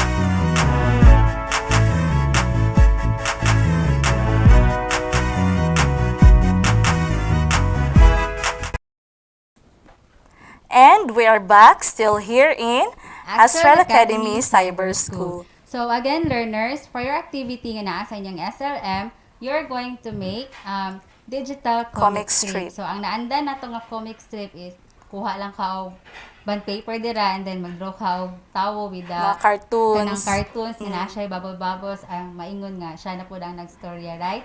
But this time, since we are in the modern century, in the 21st century, you're going to make digital comic strips. So directions: recreate the story of the story, the legend of Lake Tuba, by producing a creative representation of a literary text by applying multimedia and ICT skills. Okay, and then tell your own recreation of the story using digital comic strip using the link in your SLM. So for you to be guided how to make a digital comic strip. And then next week also, Ma'am Chay, atong i-present sa ilaha ang ways on how to make a digital comic strip. So for the rubric in digital comic strip making, first you have content. So for content, we have complete and portray similar to the substance of the text or selection. And we also have the presentation. Make it sure that it is logical in sequence of comic strips. It follows correct sequence of events as it is in the text. So basahon gud ninyo ang story before you are going to recreate your own story. Pero based rin hapon sa The Legend of the Lake Tuba. And then creativity, production of the video created is highly creative using the link above or any similar app. So pwede sila mo gamit og laing app, Ma'am Chay. And then it catches viewers' attention and includes visual and sound effects. And lastly, the multimedia application. So, nag-utilize pag multimedia in recreating the story. It also adopts the other application or software to enhance the video. So, kung mas maayo na kay kaanang multimedia, na naka-idea nga, dili lang siya sa isa ka app ang gamiton.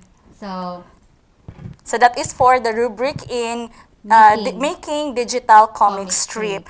So that ends our lesson for today. Stay tuned for our next subject. I am Teacher Ann from Pangabuan Integrated School. And I am Teacher Charlene from Bungabong National High School. Bye!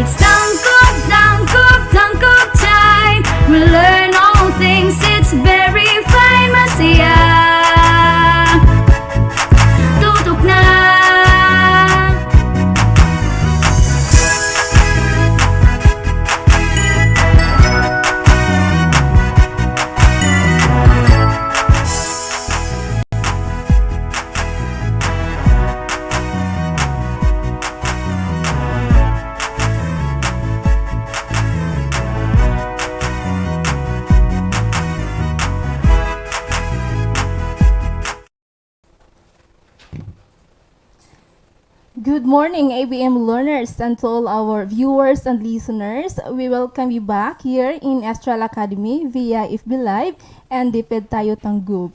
Again, I am Teacher Genevieve. I am Teacher Paul. We are your your facilitators for today. Hello, Ma'am Jing. Yes, hello, Sir Paul. How are you? Yes, I feel good, Ma'am Jing. Even though for the past weeks it was a tough time for me. I had so much work and tasks to do, but I feel good. And I enjoyed holiday bonding with my family yesterday. Yes, sometimes a day is not enough to accomplish such work and tasks. We need to rush the days to catch up the deadlines or working beyond the required hours or overtime for the exigency of service.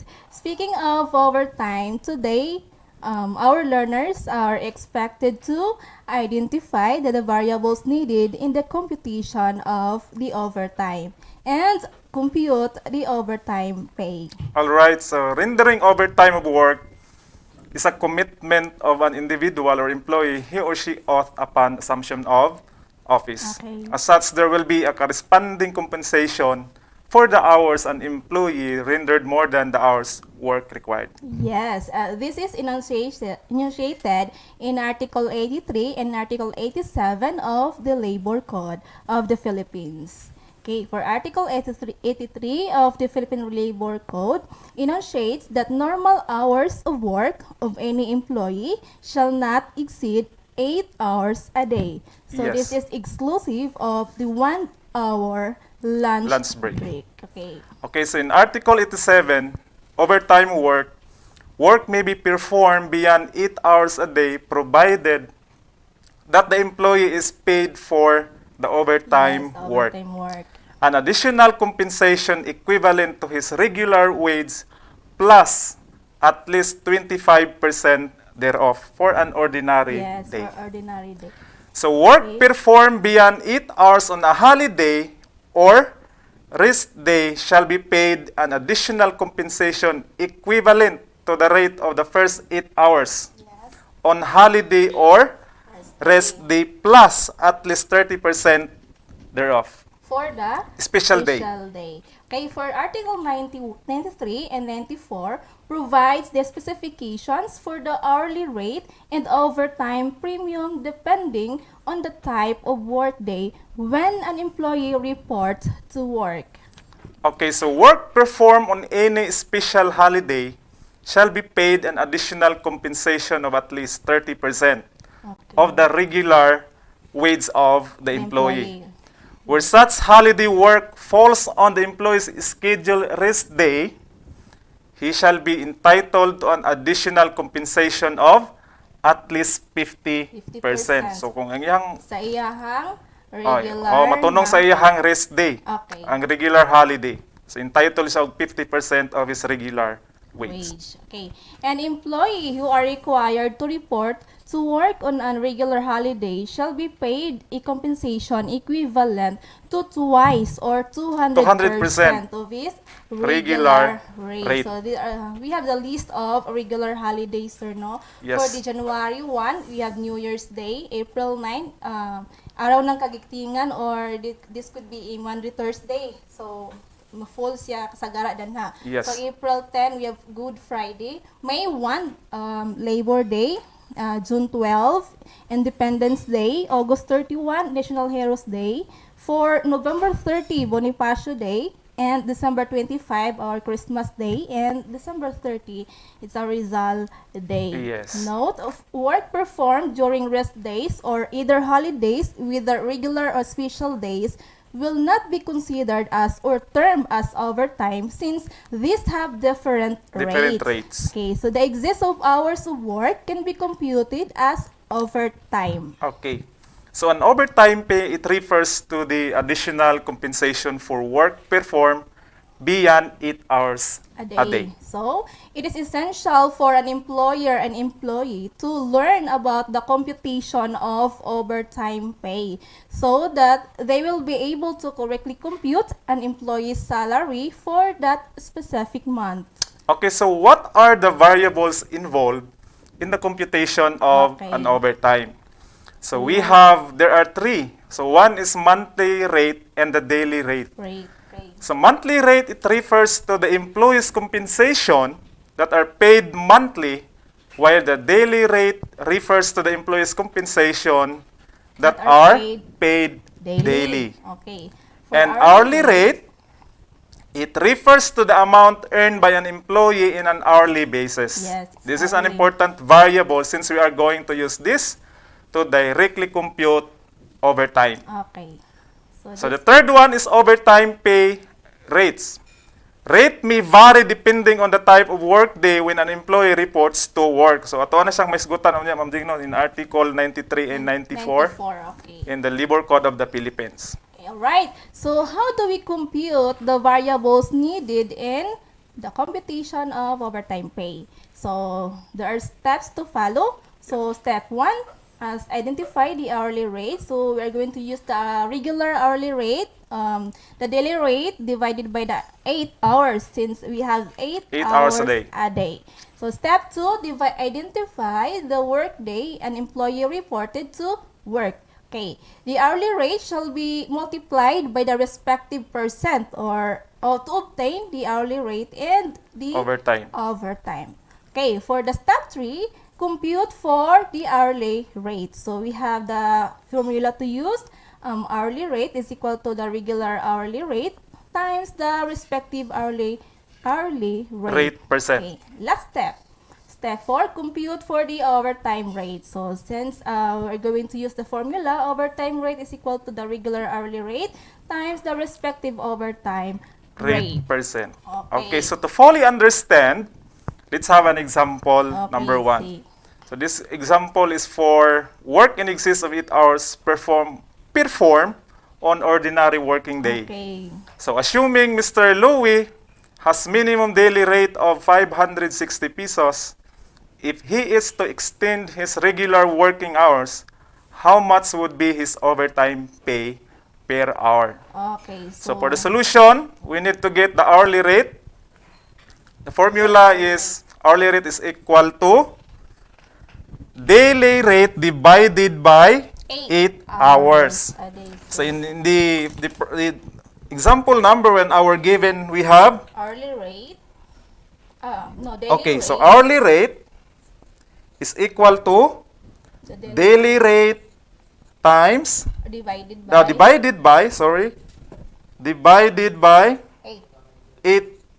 So we have 560 pesos. 560 since the minimum daily rate of Mr. Lowy is 560 pesos divided by 8. 8. Okay. So we have 70 pesos. 70 pesos. So that is his hourly rate. Okay. Now, to determine his overtime rate or pay per hour, we can use this formula. Okay, so we have the formula overtime pay rate per hour is equal to the regular hourly rate plus 25% of the regular hourly rate. So we have the overtime per hour. So to substitute, we have 70, since we have already the hourly rate, so ato lang 70 substitute pesos. 70 pesos plus the product of 25% of 70. 70. So 70 times 25%.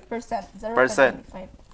Okay, so we have 70 70. 70 pesos plus 17. 17, that is the product would be 17.50 50 pesos.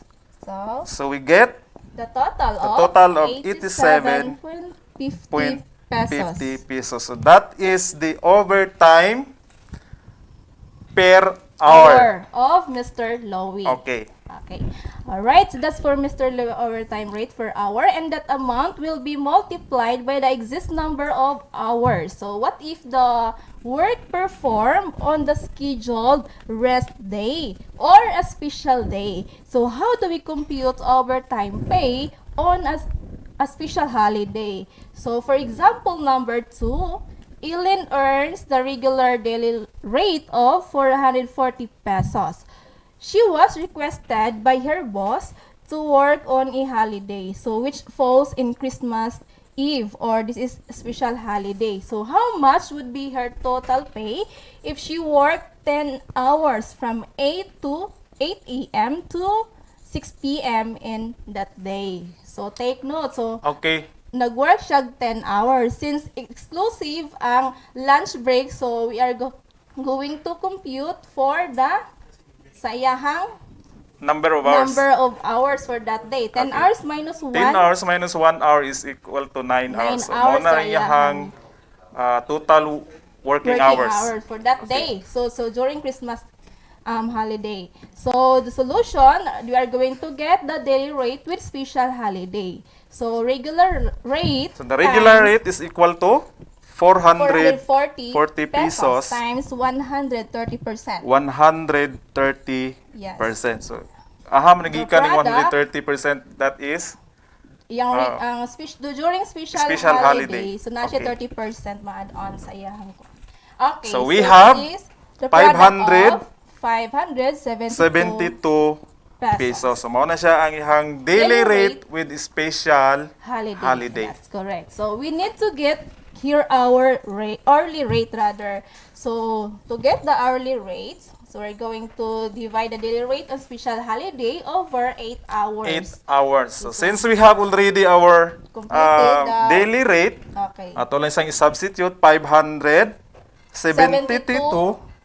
divided by 8 hours. So we get 71.50 pesos. That's That is her hourly rate. Okay.